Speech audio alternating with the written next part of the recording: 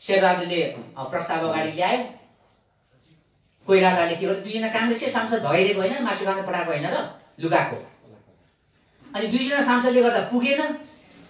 अनि शेरबहादुर अल्पमतमा पर्यो। अनि शेरबहादुरले फेरि पहिलेको जस्तै खानेर मध्यावधि गर्छु भन्दाखेरि अनि ज्ञानेले पर्खिरहेको थियो। झ्यापै पक्रेर गर्छस् बारम्बार मध्यावधि, असक्षम तिमीहरू, खाते तिमीहरू चाहिँ मतलब के अरे दुनियाँ भनेर आरोप लगायो नि त, चोर डाका फटा खातेहरू तिमीहरू, काम गर्नु सक्दैन दलहरू भनेको भनेर उसले आरोप लगाएर उसले के गर्यो, लोकतन्त्र नै उसले हडप दियो। अनि यत्रो 22-23 आन्दोलन गरेर फेरि लोकतन्त्र ज्ञानेको हातबाट फर्काउनु पर्यो कि परेन? अब अहिले उतै भइरहेको छ। त्यसले गर्दाखेरि सबैभन्दा ठुलो कारण यो दलहरू हो क्या। राजनीतिक अस्थिरता भएपछि अनि भ्रष्ट अहिले कति कमाइराखेको होला होइन? सांसद छैन, केही छैन, कर्मचारी तन्त्रले अहिले कति घिचिराखेको होला, कति पड्काइराखेको होला भ्रष्टाचार। अनि यस्तो भएपछि भ्रष्टाचार हुन्छ भन्ने हो। अर्कोमा महँगो चुनाव प्रणाली, मैले अघि नै व्याख्या गरेँ। यो प्रत्यक्ष चुनाव प्रणाली नेपालले थेक्नै सक्दैन। र यो आदिवासी जनजाति दलित शिल्पीहरूको लागि झन् यो पक्षमा छँदै छैन, झन् साह्रो। तपाईँ दलित साथीहरू त झन् साह्रो, तपाईँ त 77 जिल्लामा हुनुहुन्छ। तपाईँहरूले त यो समानुपातिक प्रणाली भयो भने त 60 लाख दलितको एक ठाउँमा ज्याप्पै आउँछ। तपाईँले राष्ट्रपति को बनाउने भन्नेसम्म निर्णय गर्न सक्नुपर्छ। किनभने दलित शिल्पीहरूले जुन गरी भौगोलिक चाहने, तपाईँहरूले त यो प्रत्यक्ष प्रणाली चुनाव प्रणालीको विरुद्धमा त पुरै लागेर आउनुपर्छ। किनभने पूर्ण समानुपातिक चुनाव प्रणाली भयो भने फर्स्ट सबसे बढी फाइदा नै दलित शिल्पीले जाँदैछ। किनभने उहाँको जनसङ्ख्या पनि डरलाग्दो धेरै, तर छरिएको धेरै। समानुपातिकले छरिएको भोटलाई एक ठाउँमा कलेक्सनमा ल्याउँछ। त्यसले गर्दाखेरि यो प्रत्यक्ष महँगो चुनाव प्रणाली पनि भ्रष्टाचारको तेस्रो कारण हो भनेको छौँ हामीले। अर्को चौथो कारणमा भ्रष्टाचारको चाहिँ नेपाल सरकारले विदेशीसँग कति ऋण लिने भन्ने कुरा फिक्स छैन। अब अहिले ओलीको सरकार काम चलाउ हो नि, ऋण लिएको छ। कोरोनामा ड्याम के कति लियो ऋण त कति लियो, त्यसै 11 खरब पुगेको हो। कति ऋण लिने भन्ने छैन। अनि सरकार जान्छ, हराउँछ त्यो सरकार। कहाँ जान्छ त्यो पार्टी? ऋण बित्थामा अब नेपाली जनता र नेपाली जनताको टाउकोमा चाहिँ हाम्रो टाउकोमा भयो है अब। अनि जब ऋण भएपछि त अनि भ्रष्टाचार त सुरु भइगयो नि त। त्यसैले हामीले के भनेका छौँ भन्दाखेरि तपाईँ हाम्रो प्रस्ताव, कुनै पनि पार्टीको सरकार बन्नुहोस्, 10 करोड मात्रै उसले ऋण लिनु पाउने आफू पछि। त्योभन्दा बढी हो भने सर्वदलीय समिति सबैलाई सोधेर मात्रै ऋण लिनुपर्छ।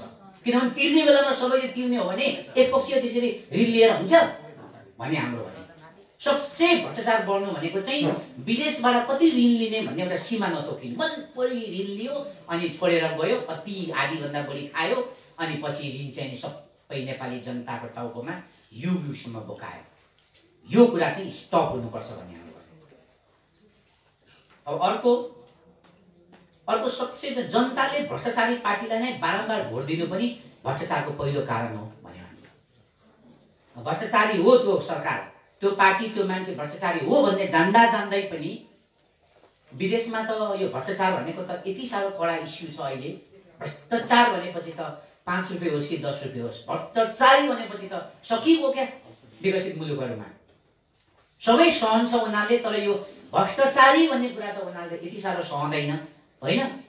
तर हाम्रो नेपाली चाहिँ के हो भने खालि भ्रष्टाचारी पार्टीले बारम्बार भोट दिनु पनि भ्रष्टाचार अर्को कारण भयो।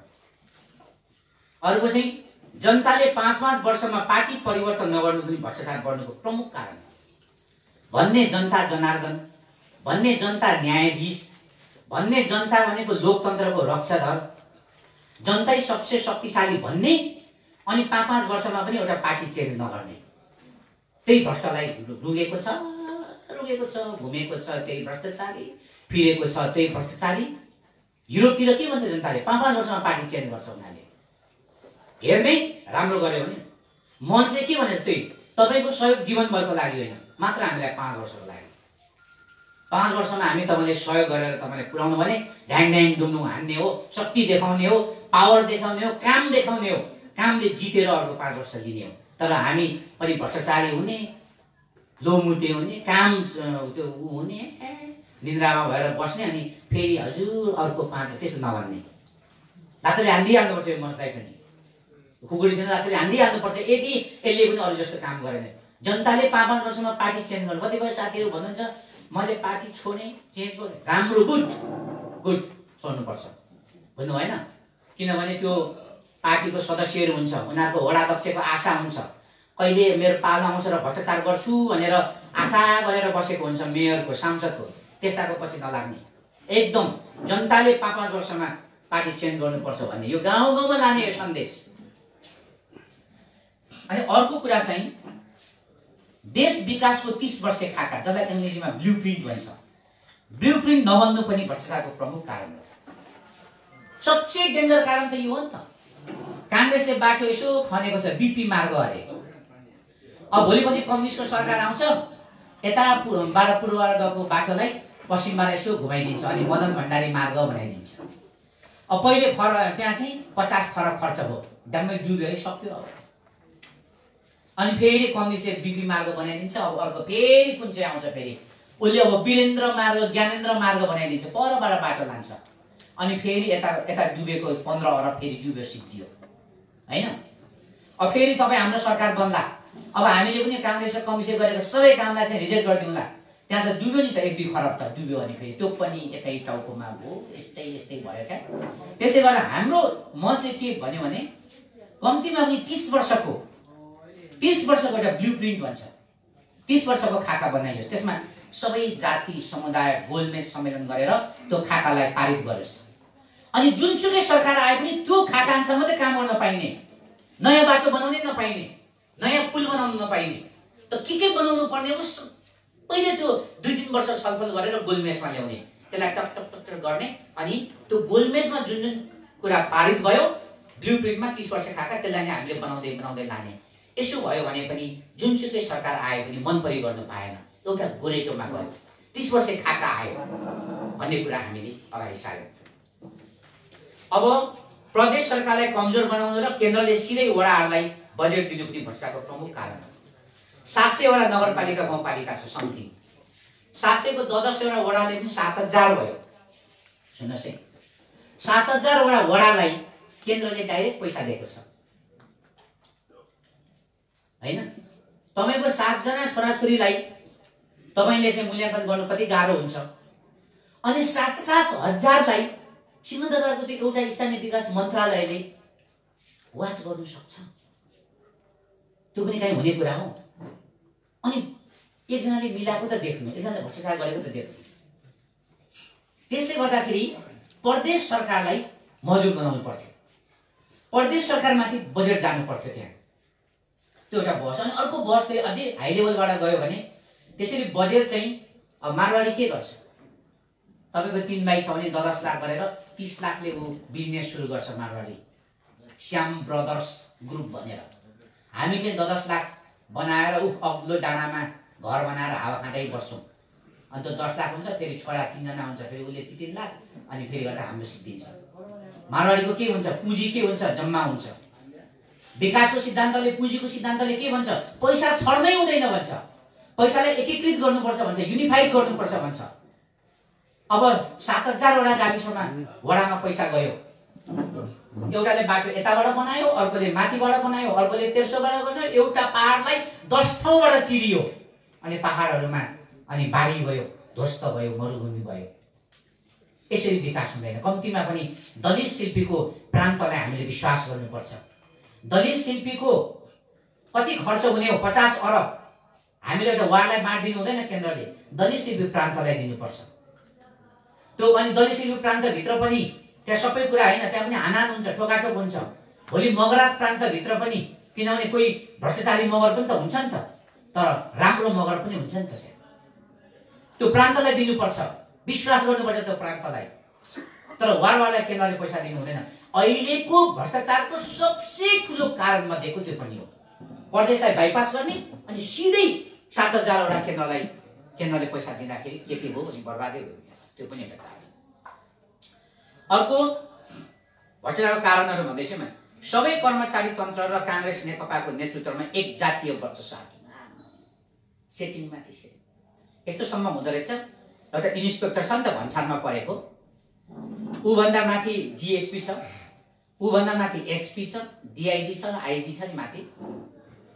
त्यो इन्सपेक्टरको यस्तो हुँदो रहेछ जातीय लिङ्क भनेको त्यो खरेल छ भने माथि आइजीसँग डाइरेक्ट कुरा मिलेर आएको हुन्छ। त्यस्ता डिएसपी डिआइजीले सब बाइपास हुन्छ। इन्सपेक्टरले सिधै अब सुन्नु भएन एउटा असही चाहिँ अर्बपति भयो अरे भनेर। मान्छे त असही हो नि, उसको लिङ्क डाइरेक्ट आइजिपीसँग छ, कमाउने लिङ्क।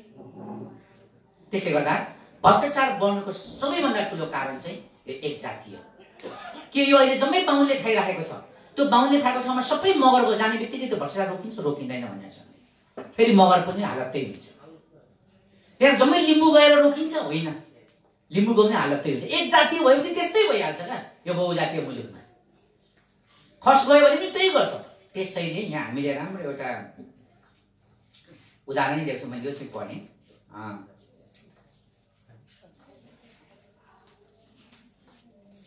एउटा तपाईँलाई रमाइलो होस् भनेर।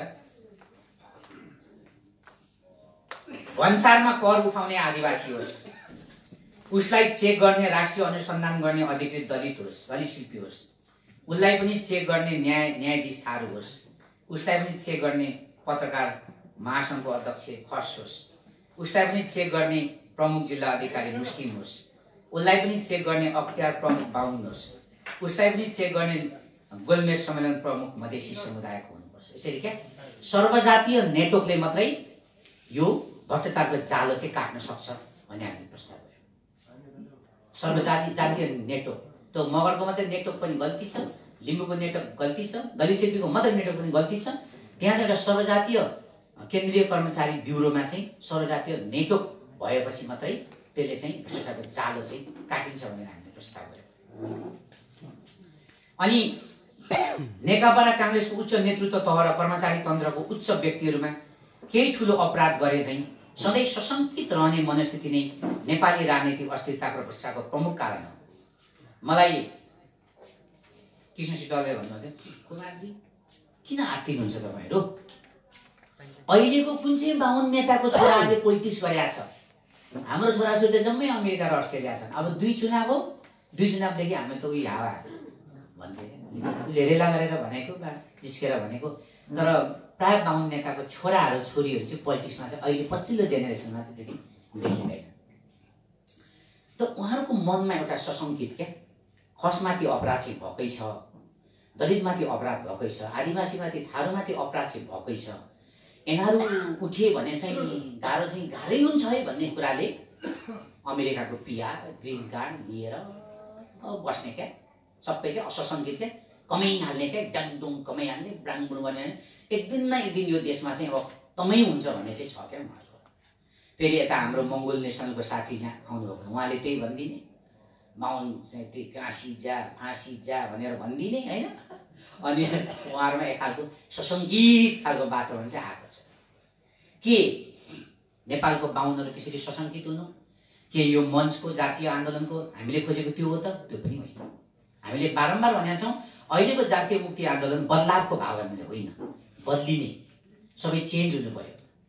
बाहुन पनि हाम्रो सम्पत्ति हो, मगर पनि हाम्रो सम्पत्ति हो। सबै जात जाति मिलेर बस्नु नै सबसे नेपालको चाहिँ राम्रो फाइदा हुन्छ। तर के भने एक जातिले खाने अरू जातिलाई चाहिँ एउटा अत्यन्त चाहिँ मतलब के अरे घृण भावले हेर्ने यो सोचाइको गल्ती छ त, यो संरचनाको गल्ती छ त भनेर हामीले यो कुरामा पनि बहस गर्दै जानुपर्छ। तर भ्रष्टाचार हुनुको मेन कारण नै त्यही छ, जुलुम कमाइहाल्ने क्या।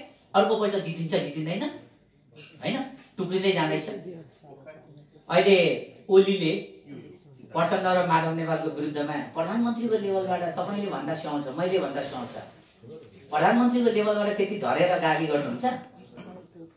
अहिले प्रचण्ड ओलीको बीचको मुख छाडा अहिले सुन्नुहोस् त युट्युबमा, अहिले आजको दिनमा त्यो लेभलको नेताले त्यति साह्रो मुख छोड्नु मिल्छ? त्यो स्तरमा त्यो गिरेर के सुन्नै नसकिने कुराहरू गर्नु मिल्छ? मिल्दैन। त्यो चाहिँ अब विनाशकाले विपरीत। अब त सिद्धिने मेलोमा उहाँहरू गइसक्नु भएको छ। तर हाम्रो सहअस्तित्ववादले भन्छ त्यो पनि राम्रो चाहिँ होइन। त्यसरी एउटा जातिलाई हामीले खतम गर्न खोजेको होइन। हामी सबै नेपाली चाहिँ यो हामी बदलावको भावले जानु हुँदैन। सहअस्तित्ववाद अघिदेखि भन्ने बित्तिकै सबै जात जातिको मुक्ति, तर संरचना सबैलाई समेटेर जानुपर्छ भन्ने छ। यो कुरा चाहिँ फेरि धेरै बाहुनले के भन्छ हामी कुमार लिङ्गदेनको नेतृत्वमा बाहुनलाई उठिबास बनाउने योजना भइरहेछ भन्छ। त्यसमा खस पनि मिसेर अरू त गर्यो यो दलित र खसलाई किन उचालिदिएको भनेर पुरा सामाजिक सञ्जालमा खेदो गर्छ हैन। फेरि उकातिर हाम्रै अब आदिवासी साथीहरू चाहिँ होइन कुमार लिङ्गदेनले फेरि गएर छेत्री र बाहुनलाई चाहिँ किन चेप्छ भन्ने कुरा पनि हुन्छ क्या। तर वास्तवमा अस्तित्ववाद नै एकदमै, किनभने हामीले हेऱ्यौँ नि त पञ्च कति उग्र थियो सबैलाई थाहा छ। मलाई सानो थाहा छ, हाम्रो गाउँबाट शिक्षक हुनुहुन्थ्यो क्या पञ्चायत कालमा, सानो थियो यहाँदेखि पर हौ निकै पर उहाँले चाहिँ स्कुलमा पिटी खेलाउनुहुन्थ्यो अनि पर त्यो त निकै टाढो हो नि त। त्यहाँ उहाँले राष्ट्रिय गान भन्नुभयो, सबै विद्यार्थी उठे, यता दाईहरू बसेको थियो, निकै टाढो हो क्या त्यो। अनि भोलिपल्ट त दाईहरूलाई पक्रिनु पुलिस आयो पञ्चायतहरू। म त हामी त सानो किन अरे भन्दा राष्ट्रिय गान भनेकोमा नउठ्यो भने। अब त्यो त धेरै टाढो नि त, त्यो स्कुल त पर थियो अनि दाईहरू त पर बसिराखेको थियो।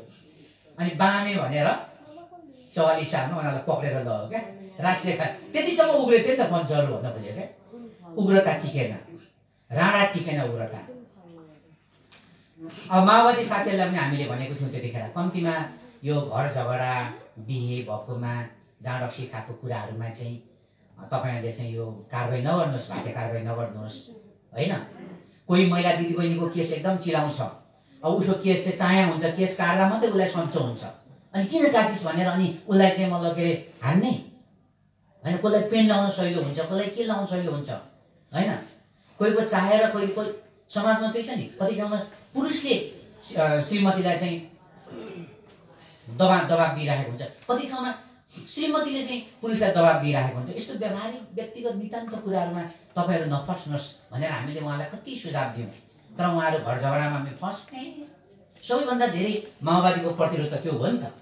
कोही बहिनीले केस काट्यो भने पनि त्यहाँ अघि लगेर हिलो दलिदिने होइन। यस्तो गर्दाखेरि एकदम बढी उग्रता के भने बढी टिक्न सक्दैन भन्नु खोजेँ क्या मैले चाहिँ। किनभने हामीले चाहिँ प्रष्ट देखिले भन्यो बाहुन पनि यो देशमा 1 लाख वर्ष बाँच्नुपर्छ, तर दलित सिल्पी प्रान्त र मगरा प्रान्त, खसान थरवट प्रान्त पनि बन्नुपर्छ। तपाईँहरूको रक्षाको लागि ज्यान दिन्छौँ, तर हाम्रो प्रान्तको लागि पनि ज्यान दिन्छौँ। कुरा प्रष्ट छ भने त्यो त सरजभित्र त्यो त बम छ नि त, त्यहाँ शान्तिभित्र त्यहाँ त क्रान्ति छ नि। तपाईँलाई पनि केही गर्दैनौँ न, तर हाम्रो मुद्दाको लागि हामी फेरि 1 इन्च पछि पनि अड्दैनौँ न। यसरी जाने रहेछ क्या। यो चाहिँ अलिक पोलिटिकल हुँदो रहेछ क्या, राजनीतिक हुँदो रहेछ क्या। यो चाहिँ त पनि छैनस् म पनि छैन, तँलाई पनि सिद्ध्याउँछु म पनि सिद्धिन्छु, यो चाहिँ अलिकति नहुँदो रहेछ भन्ने कुरा भयो। र अब सबसे एउटा हामीले उठाएको एउटा कुरा भ्रष्टाचारको बारेमा सुन्नुहोस् है। भ्रष्टाचार नियन्त्रण गर्ने 2टा, एउटा न्यायाधीश र अर्को अख्तियारको मान्छे। अब म सक्नु आँटेँ साथीहरूलाई, म सकेपछि म विचार गर्छु, मैले धेरै छैन। अब भ्रष्टाचारको सबसे लास्टमा गएर थुप्रै कारणहरू पनि, एउटा लास्टको कारण चाहिँ के देखियो भने अख्तियार र न्यायाधीश चाहिँ सरकारले नै नियुक्ति गर्ने। अब डाका उही हो, अब त्यो 2टा उसलाई पक्रिने उसले नै नियुक्ति गर्छ। अहिले पछिल्लो झगडा त्यहीबाट होइन त। ओलीलाई जसरी पनि माधव नेपाल र प्रचण्डलाई जेलमा हाल्नु छ, त्यसको लागि न्यायाधीश र निर्वाचन आयुक्त अख्तियार आयुक्त आफ्नो मान्छे उसले नियुक्ति गर्नु छ। अस्तिको कानुनले त्यो दिएको छैन, अनि उसले रातारात संवैधानिक अध्यादेश ल्याएर आफ्नो मान्छे स्वाट्टै नियुक्ति गर्यो। अब माधव नेपाल र ओलीलाई त त्यो ठुलो टेन्सन त भइहाल्यो। अनि शेरबहादुरसँग तँलाई छुँदिन, यो अध्यादेश चाहिँ यो मेरो साथीहरूलाई दनक दिनुको लागि ल्याएको भने उसलाई कन्भिन्स गरिसक्यो। अनि काङ्ग्रेस यस्तै त छ नि, भागभण्डा भनेको। ऊ चुप लाग्यो, उसको मान्छे पनि हालिदियो। अनि अहिले प्रचण्ड र माधव नेपालले एकदम उग्र किसिमले चाहिँ यो उग्र पछिल्लो पल्टमा यो उग्र कदम उनीहरूले पनि चाल्यो नि त। चाल्नुको कारण के हो भन्दाखेरि अख्तियारमा ओलीले आफ्नो मान्छे हाल्यो होइन त, किन कोहीलाई त्यस्तो बनायो। अब ओलीले चाहे अनुसार गर्छ। प्रचण्डलाई जेल त हाल्दैन, ठ्याक्कै विजय बक्षेदार जस्तो बनाइदिन्छ। विजय बक्षेदारलाई के गर्यो?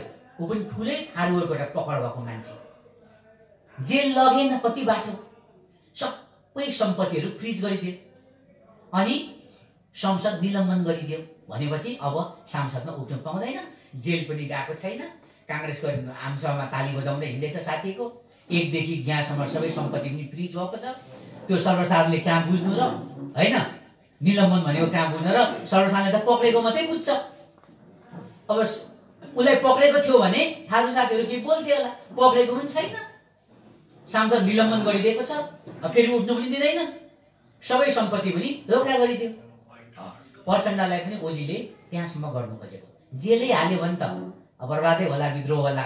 जेल नहाल्ने, निश्चित भ्रष्टाचारको केसहरू चाहिँ हाम्रो नमर्सलाई थाहा छ नि त, त्यो सिस्टममा घुसाइदिने। बस ल, सिस्टममा घुसेपछि त त्यो फैसला नभइन्जेल त सबै यता अरू कुरा त जाम भएर जान्छ, ठ्याक्कै अल्झानमा बनाइदिने, केस पुलिस आएर त्यतिकै मारिदिने। त्यसले गर्दाखेरि हामीले यहाँ के प्रस्ताव गर्यौँ भने सबैभन्दा मुख्य कुरा, अख्तियारको आयुक्त र न्यायाधीश चाहिँ सरकारले नियुक्ति गर्न नपाउने, त्यो चाहिँ हामीले अस्ति एउटा गोलमेज सम्मेलन, हैन, एउटा गोलमेज सम्मेलन हामीले बनाऊँ, त्यहाँ सर्वजातीय सर्वपक्षीयको सहमति होस्, राष्ट्रिय सभा जस्तै तर त्योभन्दा शक्तिशाली एउटा गोलमेज सम्मेलन एउटा आयोग भनेर बनाऊँ, त्यसले मात्रै अख्तियारको मान्छे, न्यायाधीशको मान्छे चाहिँ नियुक्ति गर्न पाओस्।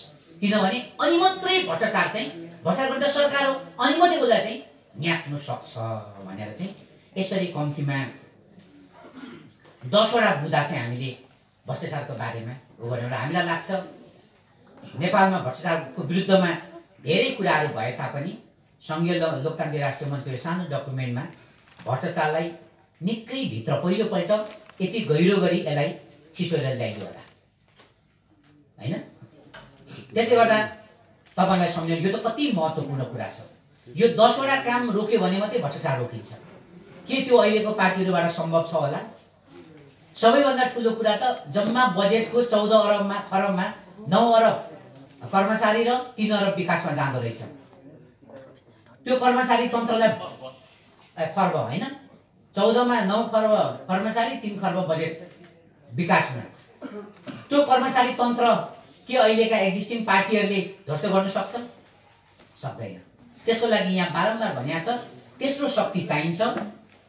त्यसको लागि दलित, शिल्पी, आदिवासी जनजाति, थारू, मधेसी, मुस्लिम हाम्रो एउटा शक्ति हुनै पर्छ। हाम्रो त्यहाँ हामीले नियुक्ति गरेको मान्छेहरू पनि छैन। हामीले निर्मम निर्णय गरेर लडाई लड्न पर्छ, तर त्यो लडाई चाहिँ 62-63 को जनआन्दोलनभन्दा ठुलो हुन्छ। त्यसको लागि पनि एकजना लिम्बुवान मात्रै उठेर, मगरात मात्रै उठेर हुँदैन, हामी सबैको एउटा पहुँच बन्नै पर्छ भन्ने कुरा छ। अब म सक्नाले अब यो सरकारले गरेका नियमहरूमा त यो अब जस्तै प्रादेशिक पहिचान विरोधी नामाकरण, मैले अघि भने एकले हामीले रोक्ने कोसिस गर्यौं, थुप्रै छ यो। अब छ मलाई सोधेको एउटा पत्रकारले यो अहिलेको ओलीको जुन समस्या आउनुमा इन्डियाको कि भारत चाइनाको हात छ भनेर ठुलो पत्र कान्तिपुरको पत्रकार हर्षिसले सोध्नुभएको थियो लेख्ने भनेर। मैले भने यसमा इन्डियाको पनि हात छैन, चाइनाको पनि हात छैन, नेपालको पहाडी बाहुनहरूको अहंकार घमण्डको हात छ भनेर मैले भनेको थिएँ। त्यही हो। अब यो सबै यो सरकार उनीहरूले देखाए। अब यो सबै कुरालाई समराइज गरेर मैले यो चाहिँ भन्छु, अनि यति भने चाहिँ मैले सिद्ध्याउँछु। मैले के भने जस्तै यो अन्तिममा तपाईको 41 नम्बर पेजमा हेर्नुभयो भने यो चाहिँ यो निचोड कुरा, यो चाहिँ संविधान संशोधनमा हामीले के कुरा लगाएका छौँ सुन्नुहोस् है। त्यहाँ म पढ्छु 41 नम्बर पेजको 6.6 मा हेर्नुहोस्। धर्मनिरपेक्षतासँग बाजिने सबै कानुन मुलुकी ऐनका बुदाहरू खारेज गर। गोरु काटेको झुटा मुद्दामा देशभरबाट पक्राउ परेका हजारौं नेपालीले रिहा गर। अब समस्या यो छ, अब यहाँ धेरै साथीहरू भन्नुहुन्छ क्या हामीलाई मिलिहाल तिमीहरू पार्टीहरू मिलिहाल पनि भन्नुहुन्छ। अब समस्या छ 5000 भन्दा बढी हाम्रो भाइहरू आदिवासी दलितहरू चाहिँ गोरु काटेको न्यूमा पक्राउ पर्ने 5000 जति पुगेको रहेछ। जेल 3 वर्ष 5 वर्ष बसेका। अब जुन पार्टीले यो कुरा उठाउन सक्दैन, नाम नलिउँ, रिसाउनुहुन्छ साथीहरू, पहिचानकै कुरा गर्ने साथीले पनि यो यस्तो अलिक कडा इस्यु चाहिँ उठाउन सक्नुहुन्न। किनभने यो इस्यु उठाउँदा हरेक खालको खतराहरू हुन्छ, त्यो नेतृत्वले त खतरा मोल्न सक्नु पर्यो। तर 1 नम्बरमै हामीले लेखिदिउँ त चाहिँ मञ्चले लेख्छ है, यो त भोलि यो हाम्रो घोषणापत्रै हो, निर्वाचन आयोगमा जाने घोषणापत्रै हो। यो 1 नम्बरमा हामीले के भन्यौँ, गोरु काटेको विषयमा पक्राउ परेकालाई छोड्दे, संसदमा गएर उफ्रिने पहिलो विषय नै त्योबाट सुरु हुन्छ। यो धेरैलाई अब मन पर्छ, अब यो कुरा धेरैलाई मन पर्दैन, यस्तै हो। अब नेतृत्व भइसकेपछि त्यो आँट गर्नु पर्यो, हामीले उठाइदिउँ। अब धेरैले मुखले चाहिँ धेरैले भन्नुहुन्छ तर यसरी रिटर्नली आउँदैन, लिखित रूपमा आउँदैन, लिखितै अब दिने। अस्ति काठमाडौँ बौद्धमा यसैले गोरु काटेको केसमा 4 जना भाइलाई पक्रियो, तामाङ भाइलाई बहादुरी हामीले काम गर्यौँ। 4 घण्टा जुलुस लगायौँ, म पनि थिएँ जुलुसमा। 4 घण्टा जुलुस लगायौँ, ठुलो कुरा होइन। जुलुस लगाउने चाहिँ 19 जना मात्रै थियो। 8 भनेको थियो क्या, 19 जनाले बौद्धदेखि काठमाडौँ सबै घुम्यो, 19 जना मात्रै थियो। 4 घण्टा पानी उत्रिनु पर्छ भन्ने खोज्यो क्या। अनि मान्छे के हुन्छ, हाम्रो ठुलो बडा प्रोफेसर लेक्चरहरू, ठुलो नेताहरू, लाज हुन्छ। थोरै मान्छे भयो भने मुड आउँदैन, भाषण पनि मलाई त मुड आएन भन्ने होइन, यस्तो हुन्छ न। 2 नाम दिने हो, 5 नाम दिने हो, देखो देख्दै आफ्नो इस्यु मुद्दा बडाको बडा के गर्नु पर्यो नि त, लेख्नु पर्यो। अब यो घोषणापत्र हामीले पहिलोपल्ट 10,000 यो काठमाडौँदेखि यता 10,000 छापेको छौँ। उता लिम्बुवानको लागि 10,000 दिने, लिम्बुवान अलिक सक्षम छ आफै, अनि उसले आफै 10,000 छापेको छ। 10,000 उता बाँड्छ प्रदेश 1 मा, यहाँदेखि यता हामीले 10,000 20,000 बाँडिँदैछ। त 20,000 को हातमा त गुन्दै कुरा हेर्छ नि, एकचोटि कुरा लेख्नुपर्छ। अब अर्को 2 मा के भने 7 प्रदेशको ठाउँमा पहिचानको आधारमा 10 सदस्यीय प्रान्तहरू स्थापना गर। 7 प्रदेश मध्ये 6 वटा प्रदेशको राजधानी तराई र तराईको पनि सिमानामा स्थापना गर्ने अनि जिउँदो पहाडहरूलाई मरुभूमि बनाउने पहाडको हत्यारा नेकपा र काङ्ग्रेसलाई पहाडले दण्डित गरौँ भन्ने हुन्छ। पहाड मर्यो, सुर्खेतमा हामीलाई चाहिन्छ राजधानी, बनाउनु पर्यो नि त। यति स्तरको एउटा कुनै मगरात या केले यो त समेट्नु पर्यो नि त, माथि जुम्ला हालेर समेटेर अर्कै बनाउनु पर्यो। 77 जिल्ला बनाएर 77 वटा सिडिएल राँगा पुरा चाहिँ त्यो के अरे पुरा साँडै बनाएर चाहिँ हिँडाउँदाखेरि हुने मात्र पर्ने नि त। सिडिओ राजा भएर बसेको छैन, 77 वटा राजा टेर्दैन मुख्यमन्त्रीलाई, सबै चलाउने सिडिओ, शासन सिडिओ चलाइरहेको छ, काम बिगार्छ, स्वाटै सरुवा भइहाल्छ। धनकुटामा के गरेछ, धनकुटाको सिधुवा भन्ने ठाउँमा सिडिओकै प्रमुख कहाँबाट खाएको थियो पैसा, चिनी कारखाना भनेर सबैले सही गरेर आयो, चिनी कारखाना पहाडमा भनेर सही गरे, लास्टमा त चिनी कारखाना होइन सिमेन्ट कारखाना गरेछ। अहिले पनि लडाइँ भइरहेछ नि त त्यहाँ। त्यो धनकुटा वरिपरि त्यो माथि त्यो हिले भन्नेमा चाहिँ एकदमै त्यो बन्दाकोपी क्या, त्यो 14 अरबको बन्दाकोपी चाहिँ सिधै अरब राष्ट्र, अरबका राजा राजकुमारहरूले मन पराउने अरे, त्यति चिसोको राम्रो नि त त्यहाँको। तर के भयो भन्दा पछि जो सिमेन्ट उद्योग भयो, त्यो सिमेन्टको सबै धुवा गएर बस्यो नि त, 1 किलो पनि बिग्रिन्छ। सिमेन्ट उद्योग छ 30 करोड कति खाएको थियो, 14 अरबको व्यापार खतरा। त्यसले गर्दाखेरि यसरी पहाडलाई मरुभूमि बनाउन पाइँदैन। पहाड मरुभूमि हो भन्ने हाम्रो ठुलो सवाल छ यहाँ। अनि प्रदेशहरूलाई अधिकार सम्पन्न बनाऊ, मुख्यमन्त्रीको मातहतमा सिडिओ रहने व्यवस्था गर, स्थानीय तहलाई नै प्रदेश सरकारलाई बजेट विनियोजन गर्ने व्यवस्था गर। अघि जति पनि भनेको कुरालाई मैले यहाँ अब नोटमा आएँ। अर्को बुदामा प्रत्यक्ष चुनाव प्रणाली खारेज गर, पूर्ण समानुपातिक चुनाव प्रणाली लागू गर। संविधानको संशोधनको बुदाहरू है यिनीहरू चाहिँ। अनि 6 भने गापा र नपा भनेको नगरपालिका वार्डहरूमा पनि समानुपातिक चुनाव प्रणाली लागू गर। सबै जनतालाई समेटेर विकास लगायतको कामहरू गर्नुपर्ने स्थानीय तहमा हो, त्यसैले यो तहमा सबै समेटिने पूर्ण समानुपातिक चुनाव प्रणाली अनिवार्य लागू गर्नुपर्छ।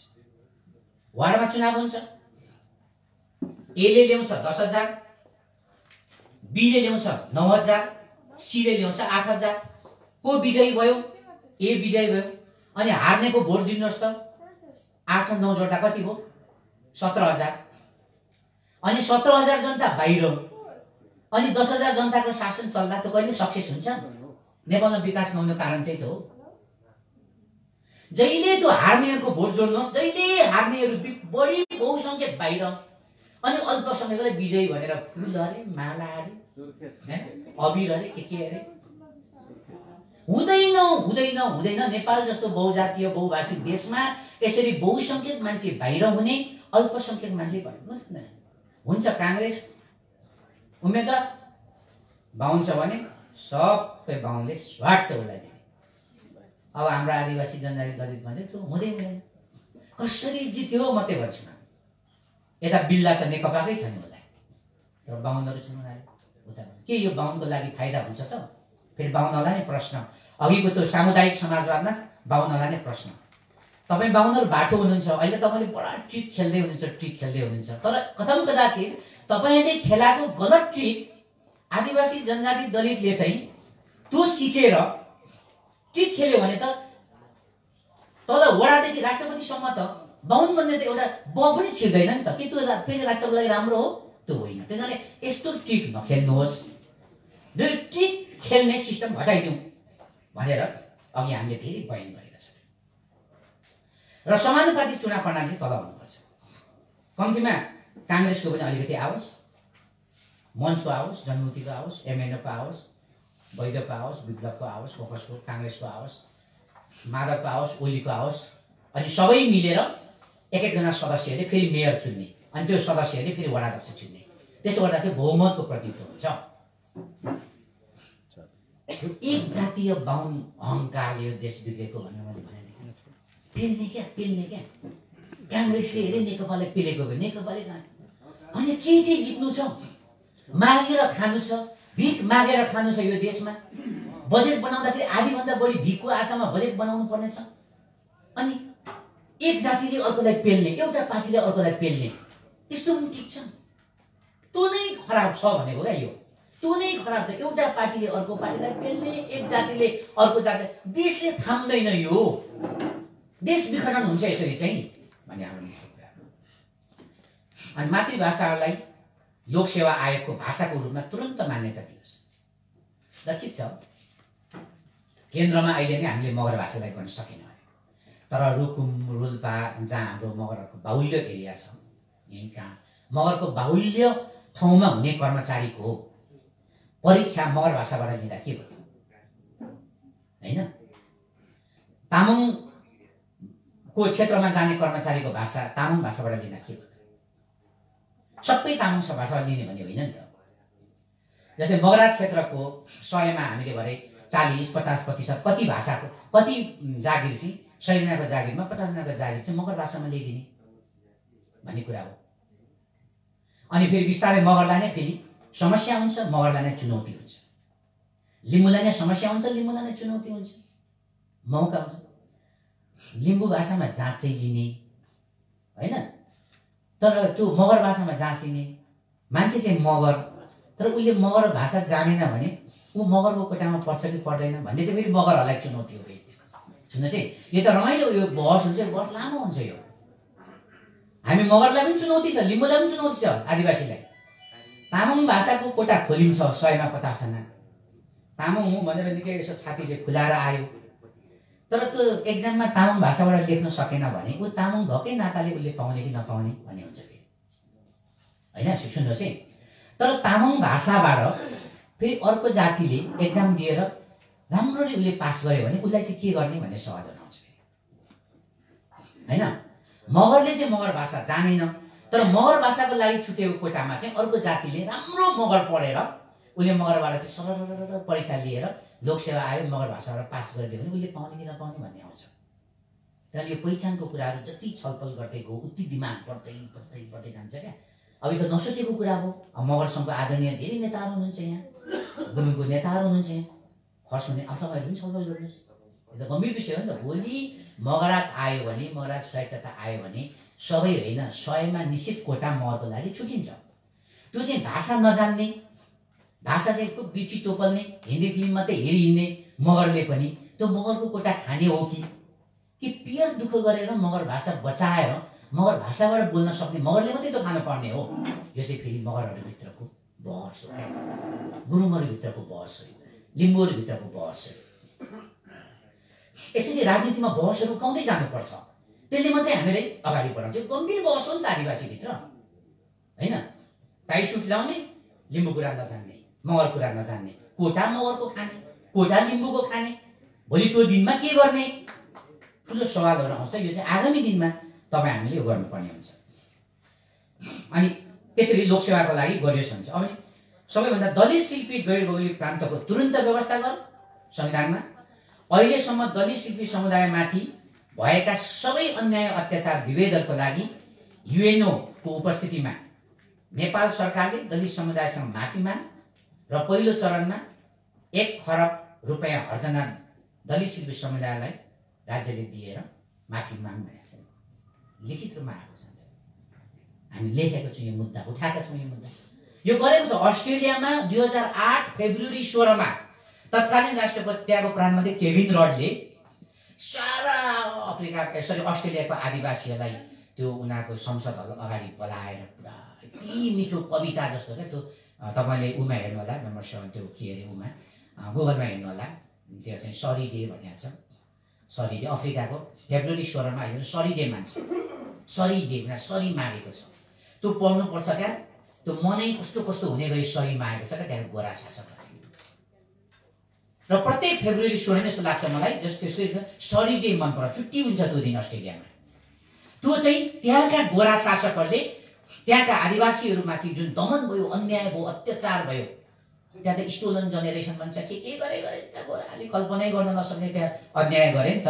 त्यसकोमा उनीहरूले माफी मागेर, मलाई लाग्छ फेब्रुअरी 16 नै हो, तर तपाईँले गुगलमा sorry day of Africa Australia भन्यो भने ठ्याक्कै आइहाल्छ। त्यो छुट्टी हुन्छ, त्यो चाहिँ माफी मागेको। यसरी नै दलित शिल्पीसँग माफी माग्नुपर्छ, प्रान्त दिनुपर्छ। अनि दलित शब्द के गर्ने? सधैँ झुन्डाइरहने भने तपाईँलाई क्वेसन आउँछ। भोलि प्रान्त त प्राप्त गर्नुहोस्, 10-15 वर्ष गर्नुहोस्, चलाउनुहोस्। जब आफू ठ्याक्कै सबल हुन्छ, दलित शिल्पीको संसद 90 जनाको सांसदले आजदेखि नाम चेन्ज गर्यो भने नाम चेन्ज गरिदिनुहोस्। अब यहाँ चिप्लेनै हुनुपर्छ। चाइनाले के भनेर गयो? यहाँ सबै अमेरिका र उको एजेन्टहरू मात्रै रहेछ भन्यो नि त, खुब पकाउनु खोज्यो। तर के भने उसले बुझेको छैन त चाइनाले यहाँ कस्तो जातीय टक्राव भइरहेको छ। ओलीले प्रत्यक्ष भोट ल्याउँदैन, समानुपातिक भोट निकै ल्याउँछ नि। फेरि धेरै कट्टर बाहुनले ओलीलाई नै भोट दिँदैछन् नि, तपाईँले कतिको हेर्नुभएको छ। यस्तोमा पनि कर्मचारी तन्त्रको ठुलो सपोर्ट छ नि ओलीलाई, किनभने पछिल्लो पल्टमा ब्राह्मणवादको रक्षा गर्ने, यो संघीयतालाई खत्तम गर्ने यो भने उनीहरूले नाइको रूपमा तपाईँले कति गयो भन्ने सम्झिनुहुन्छ होला। त्यति छैन नि, त्यहाँभित्र धेरै कुरा छ, हामीले कतिको बुझ्ने हो त्यो कुरा, होइन?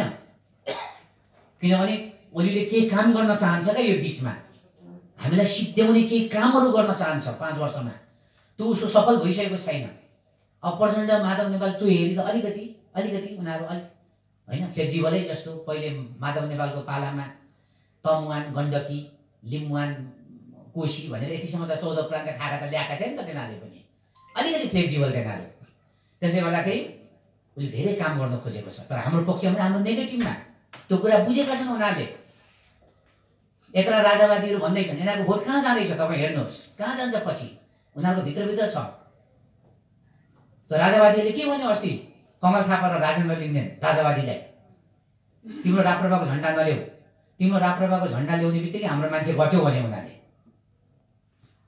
अनि कमल थापा र त्यो राजावादीहरूको झगडा भयो, सुन्नु होला नि तपाईँले, कति चल्यो उनीहरूको। त नआइज, तिम्रो नआइजाऊ, यहाँ पार्टी नआऊ, हामी अर्कै किसिमले राजतन्त्र ल्याउँछौँ भनिरहेछ त उनीहरूले। कतिको तपाईँले यो भित्र गएर हेर्नुभएको छ। त्यो अहिले जुन राजावादीहरूको आन्दोलनमा पार्टीको झन्डा हुँदैन, त्यहाँ राप्रपा पनि हुँदैन, त्यहाँ उनीहरूले अर्कै खालले चाहिँ उनीहरूले ल्याउनु खोजिराखेको छ। त्यो हामीले गम्भीर गरी हामीले बुझ्यौँ। त्यसले गर्दाखेरि दलित शिल्पीहरूले पनि त्यो खालको ट्रिक खेल्नु पर्यो।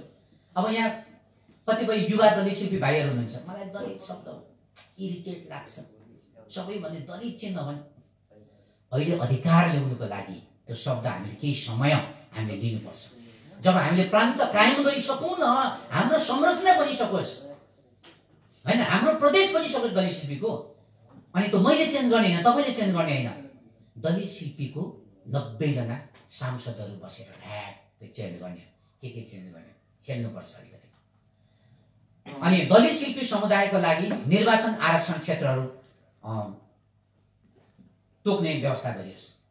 जहाँ दलित शिल्पीको एउटा घनाबस्ती छ त्यहाँ चाहिँ सबै पार्टीहरूले प्रत्यक्षमा पनि, समानुपातिक भने प्रत्यक्षमा पनि त्यहाँ चाहिँ दलितहरू मात्रै उठाउने, जसले पनि मस्ले पनि उठाउने, त्यही अर्को पार्टीले पनि त्यही उठाउने, अर्को काङ्ग्रेस पनि सबैले उठाउने गरेपछि त त्यहाँ त दलित शिल्पी त्यहाँबाट निश्चित सङ्ख्यामा आउन सक्यो नि त प्रत्यक्षमा। नभए अहिले कस्तो ह्युमिलेट गर्यो भने समानुपातिकबाट आउने हो दलितहरू, तर कहीँबाट प्रत्यक्षबाट जित्न सक्दैन भनेर भोटै नदिने उनीहरूलाई, यो चाहिँ यसको हामीले माग गरेका छौँ। र अर्को, खस आर्य समानुपातिक क्लस्टरलाई खस र आर्य क्लस्टरमा अलग अलग घर, खस समुदायलाई आदिवासीमा सूचीकृत गरी खसान प्रान्तको स्थापना। आदिवासीमा सूचीकृत हुनको लागि सुन्नुहोस् है, आदिवासीको लागि काम गरिरहनु साथीहरू, आदिवासीमा सूचीकृत हुने एउटा पहिलो कारण के भनेको छ भने वर्णाश्रम भित्र नपर्ने भनेको छ है। त्यो भनेको हिन्दू धर्म वर्णाश्रम भित्र नपर्ने आदिकालदेखि बसिरहेको भनेर त्यसरी बयान गरेका छ क्या आदिवासीमा। र अहिले खसहरूले हाम्रो यहाँ खौन्ना सर प्रेम खातीजीहरूलाई पुरा चलिरहेको छ नि त वार। उहाँहरूले अहिले के भन्नुभएको छ भने हाम्रो हिन्दू धर्म होइन, उहाँहरू यसपल्टको जनगणनामा मस्तो धर्म देखाउने भनेर उहाँ पुरै क्याम्पेनिङ भइरहेछ। त्यस यति नै पक्ष विपक्ष भइरहेछ। जब उहाँहरू चाहिँ हिन्दू धर्म नमान्ने बित्तिकै उहाँहरू वर्णसम्म परेन, मस्तो भन्ने बित्तिकै त्यो पुरानो भइहाल्यो। त्यस्तो कुराहरू चाहिँ त्यसरी जोडिएर आएको छ। अब खस र आर्यको उहाँहरूको क्लस्टर छुटाउने कुरामा हामी आदिवासीले किन साथ दिनुपर्ने कुराहरू आयो भन्दा, अरे हामी त फर्स्ट पर्सन हो नि त यो देशको, किन त्यो नभएको जोडेर किन यो देशको चाहिँ ब्राह्मणवादी शासकले किन उनीहरूले फर्स्ट बनायो? अनि युरोपको मान्छे अमेरिकाको मान्छे आएर त पहिलो जनसङ्ख्या कसको छ भन्दा त खस आर्यको देख्ने पऱ्यो नि त 32%। हामीलाई किन 30%मा तल झारेर थारूलाई उकाएर गएको त्यहाँबाट? त्यसो भने खस र आर्यको पनि छुटिनु पर्यो। त्यसो गर्दाखेरि उहाँहरूको 11 र 17 हुन्छ, आदिवासीको 30% हुन्छ। अब खेलाखेल गर्ने हो भने खेल्नु पर्यो, त्यही हो। अनि हामीले यस्तो कुरा उठाएका छौँ। अब सबैभन्दा त यो ऐतिहासिक थरवट भूमि र मगरात भूमिलाई 3 टुक्रा बनाएर 3वटा प्रदेशमा पर्ने गरी गरिएको सीमाङ्कन खारेज गर। त्यो ऐतिहासिक भूमिहरू टुक्रिने गरी गरिने सीमाङ्कन कुनै हालतमा स्वीकार्य हुने छैन। खास गरी अहिले जो धेरै पीडित भइरहनु भएको छ उहाँहरूको कुराहरू हामी अलिकति बढी फोकस गर्ने अब छौँ। यदि पनि यो अब म लिम्बू हुँ र मैले यसको लागि यो ट्राफ्टिङ गरेँ भने पनि लिम्बूको कुरा बढी आउनुपर्ने भन्दा पनि को बढी पीडित छ अहिले? नेवार बढी पीडित, थारू बढी पीडित अहिले, होइन? अहिले दलित पीडित। र यो सीमाङ्कनको हिसाबमा सबसे बढी ठगियो 2टा समूहलाई, यहाँ मगरात र थारूहरूलाई बढी। कैलाली कञ्चनको एउटामा, बाँके र बर्दिया 6मा जोड्ने कोसिस भइरहेको छ, दाङदेखि उता 5मा छ। थारू त कहिले मुख्यमन्त्री हुने भएन नि त। अब ऐतिहासिक महान जाति मगरातलाई पनि त्यसरी नै टुक्रा टुक्रा बनाइयो यहाँ। यद्यपि पछिल्लो पल्टको आन्दोलनमा सबसे बढी भूमिका योगदान उहाँले गर्नुभयो। त्यस कारणले त्यो मगरात र थरवट टुक्राउनेलाई सीमाङ्कनलाई अविलम्ब सच्या भनेर हामीले अगाडि सार्यौँ। अब राष्ट्रपति, प्रधानमन्त्री र प्रधान न्यायाधीश एउटै समुदाय र लिङ्गको हुनु नहुने भनी संविधानमा नै स्पष्ट लेख्नुपर्छ भनेर राष्ट्रपति, प्रधानमन्त्री र प्रधान न्यायाधीश चाहिँ एउटै समुदायको, त्यो आदिवासी मात्रै पनि हुनु नहुने, त्यो बाहुन मात्रै पनि हुनु नहुने, त्यो पुरुष मात्रै पनि हुनु नहुने, महिला मात्रै पनि हुनु, जस एउटै समुदायको र एउटै लिङ्गको हुनु नहुने भनेर संविधानमै लेख्नु पर्यो प्रष्ट, होइन? राष्ट्रपति आदिवासी हो भने प्रधानमन्त्री अरू नै हुनु पर्यो, तल हो भने अर्कै हुनु पर्यो, अर्को अर्कै। यो एउटै समुदायको चाहिँ यो 3टा मेजर पोस्टमा हुनु हुँदैन नेपालको लागि। अहिले कस्तो भयो त ल हेर्नुहोस् न, विद्याजी, ओलीजी चोलेन्द्रजी सबै कुरा मिलेपछि त के लाग्दो रहेछ। अब आर्मी र पुलिसले के भन्छ, हामी त अदालतले जे भन्छ त्यही गर्छौँ। बिचरा उनीहरू पनि अब उनीहरू त फेरि फोर्सको मान्छे हो, उनीहरूलाई त कानुनको मुनि त राख्नै पर्यो नि त। त्यो ठिकै हो नि त उनीहरूको भनाइ। कानुनको अन्डरमा हामी बस्छौँ, अदालतले जे मान्छ गर्छ त्यही गर्छौँ भनेको त त्यो त राम्रै कुरा हो एक किसिमले नेपालको आर्मी पुलिसले। अब अदालतको प्रधान अनि के अरे राष्ट्रपति र प्रधानमन्त्री सबै कुरा मिलेको, सबै सेटिङ भइसक्यो ठ्याक्कै। ओलीजीले जे बोल्नुहुन्छ चोलेन्द्रजीले त्यही बोलिरहेको छ, विद्याजीले त्यही बोल्नु। अब सरकारले ल्याए त मैले नलेखौँ के गर्नु, बा मलाई नै हटाइदिने कि भनेर विद्याले कति मिठो घुमाएर भनिरहेछ होइन। अब बहुमतको प्रधानमन्त्री हुँ म, किनभने बाहिर बाहिर अल्पमत भनेर हुन्छ, तिमीले लेखेर दिएको थियौ न नि। त्यसैले 51 सालको गिरिजा र अहिलेको ओली म बराबर हैसियत राख्छु भनेर उसले तर्क दिइरहेको छ। अनि चोलेन्द्रले पनि अब बहुमतले के अरे चुनावमा जान्छु भन्दाखेरि हामी नजा भने त लोकतान्त्रिक देशमा अदालतमाथि नै क्वेसन चिन्ह आउँदैन भनेर ऊ पनि ठ्याक्कै क्या। अब यो ढाँट्नु छल्नु घुमाउनु त कुरा त मिलाइरहेको छ, तर त्यसको भित्री कुरा अर्कै छ। त्यसैले गर्दा यो तीनटा मान्छे चाहिँ एउटै समुदायको एउटै लिङ्गको चाहिँ हुनु हुँदैन भनेर संविधानमै लेखेर जानुपर्छ। यस्तो प्र्याक्टिस छ विश्वमा।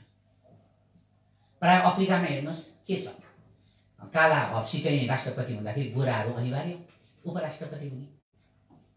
स्विजरल्यान्डमा श्रीलङ्कामै हेर्नुहोस् चाइनिज प्रधानमन्त्री हुँदाखेरि प्राय राष्ट्रपतिहरू कि मले हुन्छ कि त्यहाँ इन्डियनहरू हुन्छ।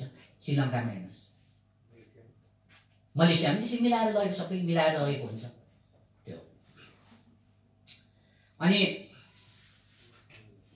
सरकार निर्माण हुँदा 51% बहुमतले सबै पाउने र त्योभन्दा 2% कममा 49ले सबै गुमाउने पद्धतिको खारेज गर भनेर कथित यो बहुमतीय प्रणाली खारेज गर, सहमतीय राजनीतिक सिद्धान्त लागू गर, 51% ल्याउनेले सबै पाउने बाँकी सबै गुमाउने प्रणाली हाम्रो जस्तो बहुजातीय मुलुकले धेरै दिन थाम्न सक्दैन।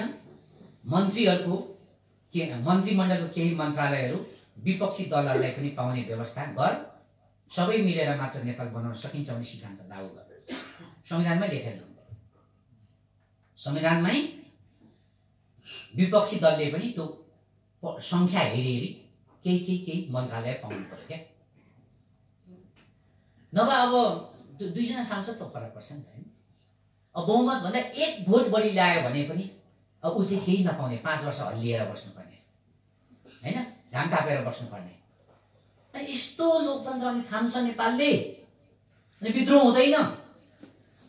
ठिक छ, त्यो 51% हुनेले ल 100 मा 50 खाओस्, तर अरूहरूले पनि अलिअलि मन्त्रालय चाहिँ पाउनै पर्छ। सहमति कन्सेन्सस टाइपको पोलिटिकल सिस्टम भन्छ क्या, सहमति त्यसरी मिलाएर लानुपर्छ। अरूले पनि अलिअलि मन्त्रालयहरू के हेर्ने जिम्मेवारी पाउनुपर्छ, अरूलाई पनि बाँध्दै लानुपर्छ शासनमा, नभए थाम्दैन नेपालले। नेपाल रहँदैन यस्तो हो भने होइन। त्यो कुरा चाहिँ हामीले गर्यौँ। र अर्को, राष्ट्रिय सभालाई हटाएर शक्तिशाली गोलमेज सम्मेलन सभाको व्यवस्था गर।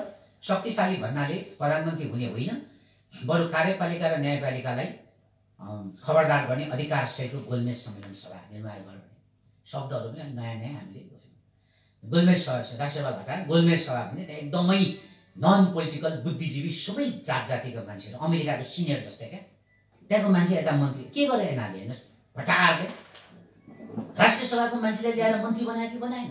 उनीहरूलाई चेक गर्ने सभाको मान्छे नै ल्याएर मन्त्री बनाएपछि भारतमा मतलब पुरा खुन उठेर आउँछ नि होइन। प्रतिनिधि सभालाई चेक गर्ने सभाको मान्छे नै ल्याएर यता डकैत गर्न राखेपछि अनि कसरी राष्ट्रिय सभाले चेक एन्ड ब्यालेन्स गर्छ? त्यो त चेक एन्ड ब्यालेन्स गर्नुको लागि बनाएको होइन। त्यसकारणले गर्दा त्यहाँ माथिको मान्छे अनि युवराज कतिवटा कहाँको हो त?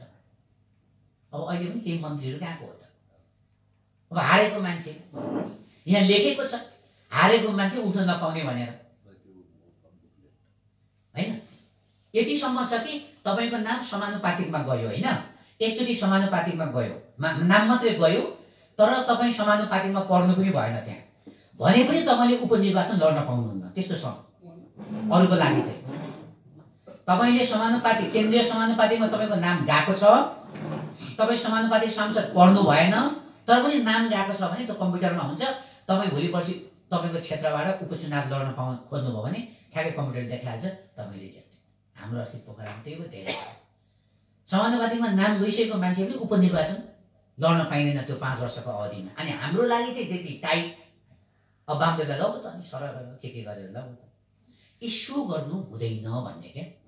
यताको मान्छे राष्ट्रिय सभा भनेको त तललाई चेक एन्ड ब्यालेन्स गर्ने क्या। तलको मान्छे माथि जानु हुँदैन, माथिको मान्छे तल झर्नु हुँदैन।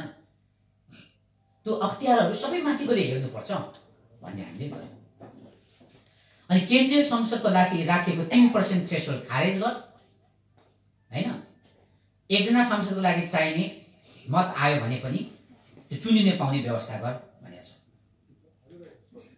अब यसले के गरेछ 3 लाखमा 2,79,979 भोट आयो भने 1 भोटले पाएन नि तपाईको त्यो भोट खार्लाङ पनि गल खाइ गयो, सक्यो, अर्थै छैन। 3 लाख पुग्नेमा मैले उदाहरणका लागि 3% हो, त्यो 3 लाख भन्दा घटी बढी हुन्छ त्यसमा त्यति धेरै हामी त्यो अन्तिममा एक भोटले पुगेन भने पनि अब त्यो 3 लाख त्यो भोट गार्लाम गोलुङ गोल खाडिएको चुपचाप भएर बस्यो। किन भन्दाखेरि उनीहरूले के गर्छ भने धेरै सुविधाहरू दिएको छ। अहिले प्रदेश सभाको लागि एकजना प्रदेश सभा, हामी त प्रदेश सांसद पनि भएकोले थाहा पाउँछौँ नि त सबै। प्रदेश सांसदको लागि उतातिर कम्तीमा उहाँले 50,000 जस्तो तलब, स्वकीय सचिवको यताउति गर्दाखेरि लगभग 80,000 जस्तो महिनामा खान्छ प्रदेश सभा।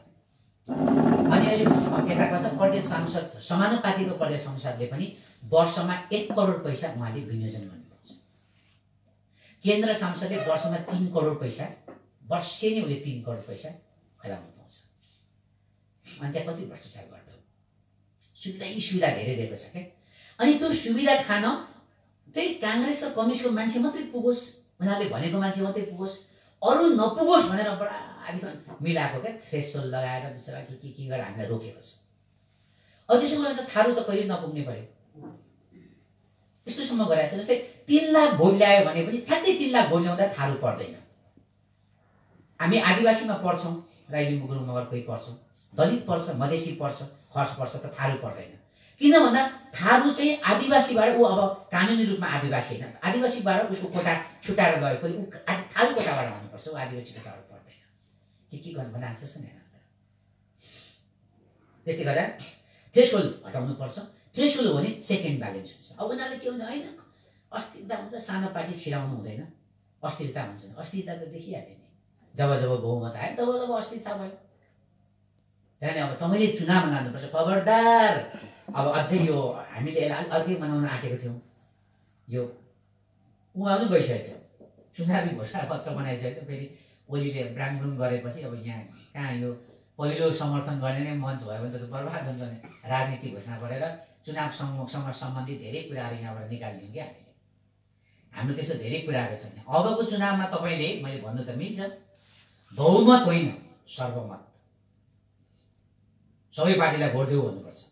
बहुमत देखियो नि 51 सालमा देखियो, बहुमत होइन। बहुमत एकदम नेपालको लागि खराब छ। कम्तीमा सबै पार्टी पुग्यो भने त आखिरी जुन पार्टी पुग्यो भने विदेशबाट पैसा लिएर काम गर्नुपर्ने रहेछ क्या। त्यो हो भने एकलौटी खानु त पाउँदैन नि त। किनभने बहुमत होइन सर्वमत, सबै पार्टीलाई भन्नुपर्छ हामीलाई पनि पठाउनुपर्छ भनेर तपाईँले चाहिँ गर्न सुरु गर्नु भएको पनि त्यही हो। धेरै म फेसबुक स्ट्याटस हेर्छु, सबै काम गरिन्छ। अब एउटा पार्टीलाई बहुमत चाहिँ नेपालमा कहिले पनि दिइँदैन भनेर प्रायःले लेखिरहेको हुन्छ क्या फेसबुक क्या। सबै काम गरिन्छ, एउटा पार्टीलाई खबरदार बहुमत चाहिँ दिइँदैन, भोट बाँडिन्छ भन्छ क्या। भयङ्कर भोट बाँडिनेवाला छ यसपल्ट। यसपल्ट अबको चुनावमा धेरै भोट बाँडिन्छ, एउटै भोट आउँदैन। मान्छे पहिला चाहिँ गाडलाङ गुड्नुहुन्थ्यो नि, त्यो हुँदैन। मान्छेको दिमाग पुरा हो त्यो मनस्थितिमै हामीले पनि व्यापक तयारी गरेर अहिलेदेखि नै अगाडि जान सक्नुपर्छ कि भन्ने कुरा है। अब यहाँ भ्रष्टाचार तह लगाउने अख्तियार आयोग र न्यायालय नियुक्ति चाहिँ त्यो अघि नै भने सरकारले होइन र विपक्षीले पार्टी संसदले होइन, त्यो न्यायाधीश र अख्तियार चाहिँ त्यो राष्ट्रिय सभालाई भङ्ग गरेर अख्तियारले गोलमेज सम्मेलन सभा भनेर त्यसले मात्रै नियुक्ति गर्नुपर्छ, अमेरिका र सिनियर जस्तै। र त्यहाँको मान्छे तल झर्न पाइँदैन, ऊ मन्त्री हुनु पाउँदैन। यसरी चाहिँ हामीले जानुपर्छ भनेर प्रस्ताव गऱ्यौँ।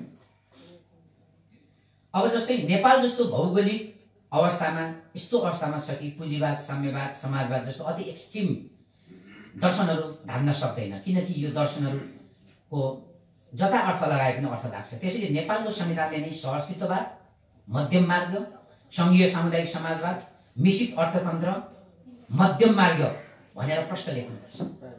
अहिले के भयो हेर्नुहोस् त, काङ्ग्रेसको समस्या आयो, मित्र राष्ट्र भारतको साथीहरू खुट्टो कुदेर आउने होइन, हस्तक्षेप भन्नुपर्ने हामीले। कम्युनिस्टको भयो, सी जिनपिङले आफ्नो मान्छे खुर्र कुदेर आउने अनि सबैले। यो त नाङ्गो खेल मैदान नै भयो नि त। त्यसले गर्दाखेरि यो प्रश्न संविधानमै लेख्नुपर्छ। नेपालको नीति भनेको सहअस्तित्ववाद, मध्यम मार्ग, मिश्रित अर्थतन्त्र। योभन्दा जुनसुकै सरकार आए पनि दायाँबायाँ गर्नु मिल्दैन भनेर प्रष्ट किसिमले र असंलग्न। हामी पुँजीवाद पनि होइनौँ, हामी साम्यवाद पनि, यसको बारेमा अगाडि धेरै लेखेको छ है। होइनौँ हामी नेपालवाद हौँ, सहअस्तित्ववाद हौँ भनेर प्रष्ट नजाने हो भने विश्वमा धेरै देशहरू हराएका पनि छन्, धेरै देशहरू विलुप्त पनि भएको छ, यो देश पनि हराउन सक्छ। जुन यो कम्युनिस्ट र काङ्ग्रेसमै मान्छेहरू यो त एकदम यो त अमेरिका र रसियाको पौँथो जोगी खेल्ने बादहरू हो क्या। जमानामा अमेरिका पनि विशाल, रुस झन् विशाल होइन। अमेरिकाले एक गर्दा रुसले दुई उनीहरू त कत्रो भन्नु न, अमेरिका कत्रो, रुस कत्रो। उनीहरूले त विश्व नै खान सक्ने देशहरू, अनि उनीहरूले आफ्नो स्वार्थको लागि एउटा एकातिरबाट कम्युनिजम उठायो, उठाउनु नै थियो। एउटाले रातो झन्डा बोकेपछि अर्कोले सेतो बोक्ने नै थियो।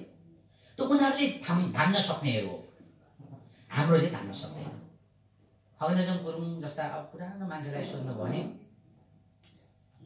उहाँले इन्दिरा गान्धीलाई भेट्दाखेरि भनेको अरे के इन्डियाले नेपाल खान्छ भने कहिले पनि खाने। किन हाम्रो बाबुले नै प्रश्न भनेको छ कि नेपाल जहिले नेपाल रहोस्, नेपाल चाहिँ चाइना जस्तो पनि नहोस्, नेपाल इन्डिया जस्तो पनि नहोस्, नेपाल नेपाल। अनि उहाँले माउ सेतुङलाई पहिलो भेट्ने व्यक्ति भन्छ, उहाँले भेट्दा नेपाल कस्तो भन्दाखेरि नेपालमा तपाईँ कम्युनिस्ट व्यवस्था किन लाग्यो, नेपालमा कम्युनिस्ट हुनु हुँदैन, ठिक हुँदैन भने, नेपालमा कम्युनिस्ट पनि ठिक हुँदैन, नेपालमा पुँजीवाद पनि ठिक हुँदैन। स्विजरल्यान्ड जस्तो तिमीहरू लगाएर छुट्टै एउटा न्युट्रल कन्ट्री भएर बस्नु, त्यसमै नेपालको, चिनको, भारतको चाहिँ हित छ भनेर उहाँले भन्नुभएको थियो।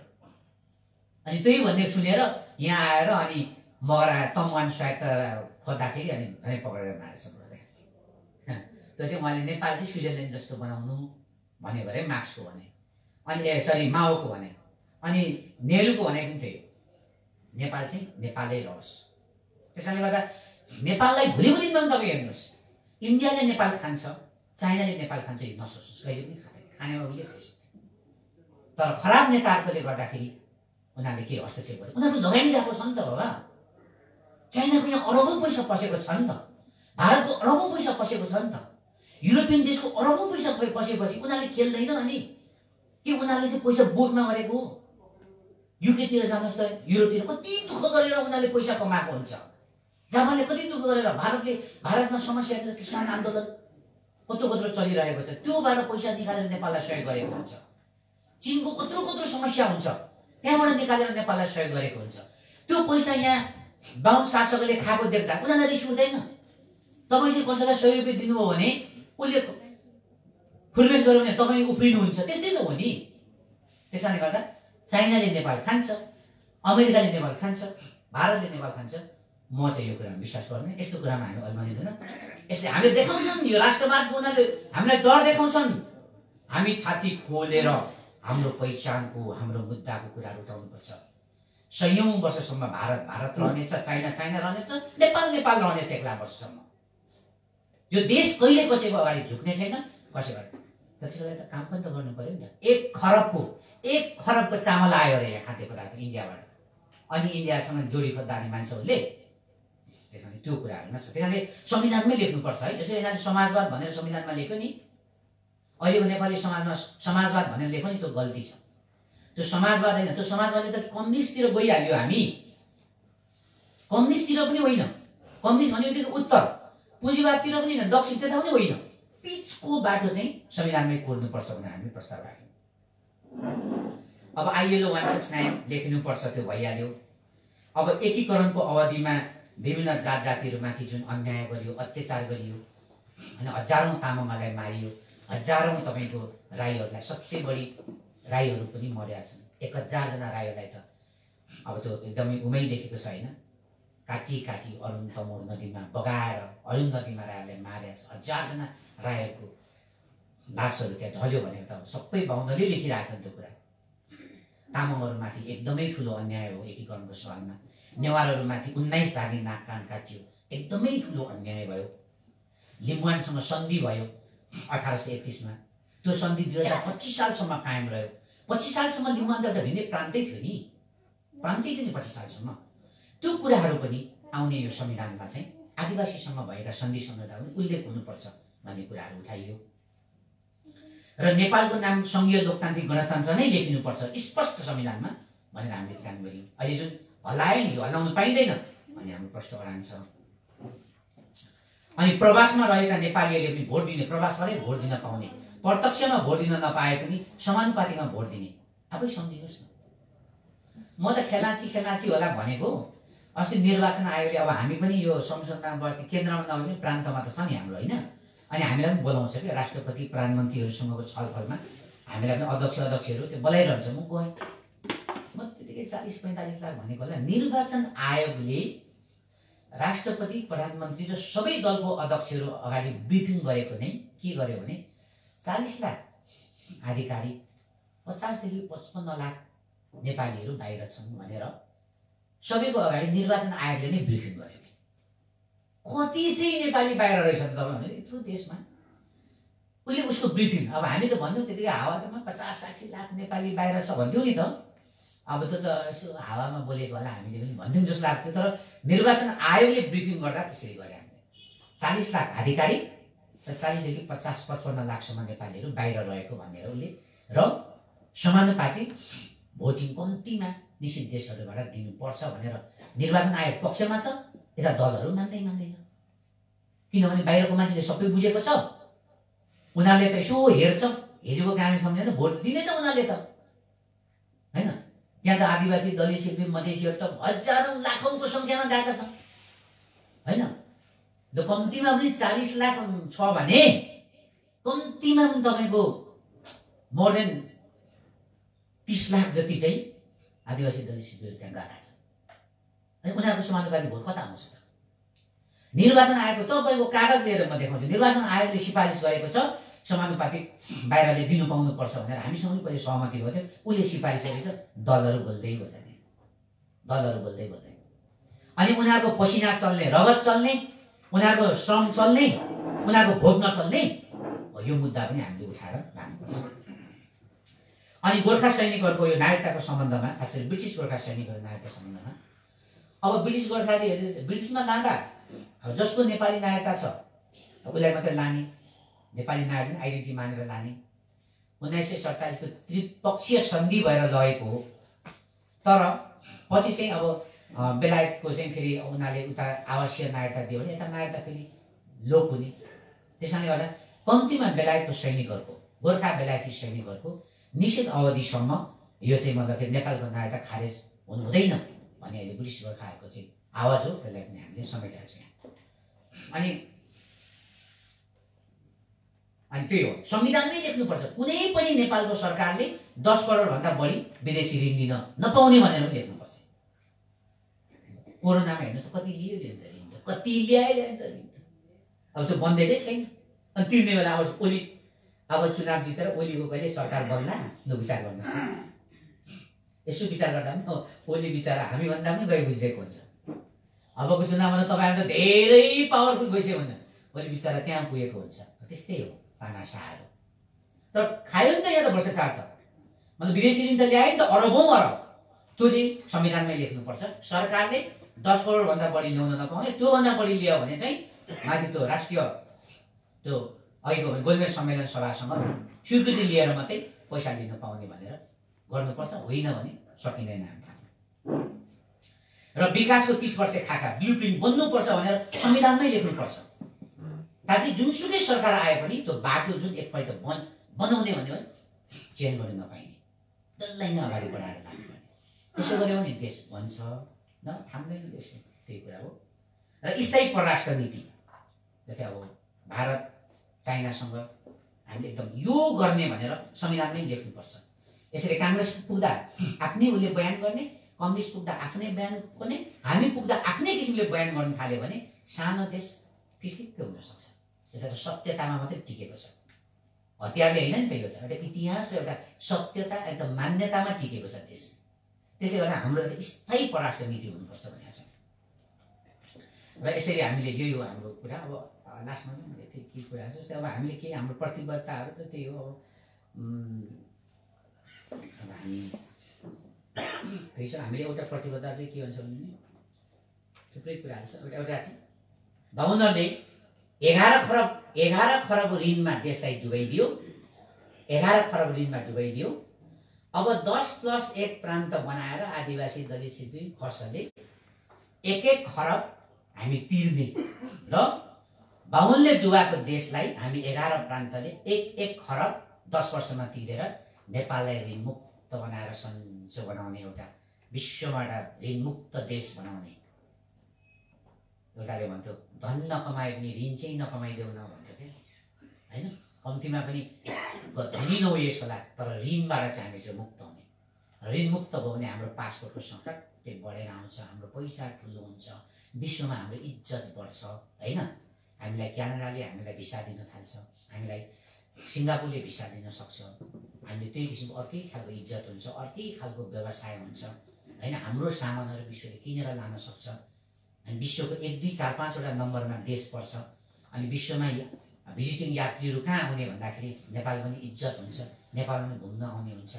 काठमाडौँमा कुनै दिन अहिले जसरी मान्छे ठोकिन्छ त्यसरी कुहिरेहरू ठोकिन्छ 40, 41, 42, 43 सालमा।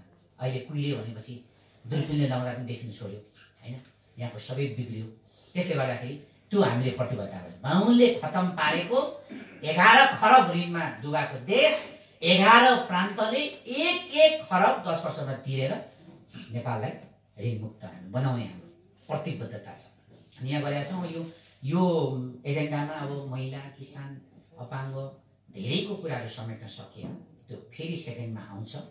यो चाहिँ अब हाम्रो अहिलेको र अब अन्तिममा हामीले गर्नुपर्ने 1 मिनटमा अब त्यही हो। अब के गर्ने, अब हामी त त्यही भन्छौँ, गठनहरू गर्दैछौँ, आउनुहोस् होइन। धेरै दिन हामी नपर्खौँ होइन, विश्वास बराबर गरौँ होइन। यो सँगै लोकतान्त्रिक राष्ट्रिय मञ्च एउटा पार्टी मात्रै भएको भए चाहिँ तपाईँलाई म पनि त्यस्तै छु होला भन्थेँ होला कि तपाईँ। तर म चाहिँ सङ्घीय लिम्बुवान मञ्चको पनि अध्यक्ष हो। सिङ्गो लिम्बुवान आन्दोलन त्यहाँको शहीद त्यो मेरै नेतृत्वमा भएर अहिले त्यो आन्दोलन अगाडि बढेको। त्यसले गर्दाखेरि यो मञ्चको मात्रै अध्यक्ष भए त म 2-4 अरब कुम्लाएर कहीँ विदेश जान सक्दैन। तर लिम्बूहरू विश्वभरि छरिएको हुनाले मलाई जहाँ भेट्छन् त्यहीँ 2 टुक्रा बनाइदिन्छु उनीहरूले।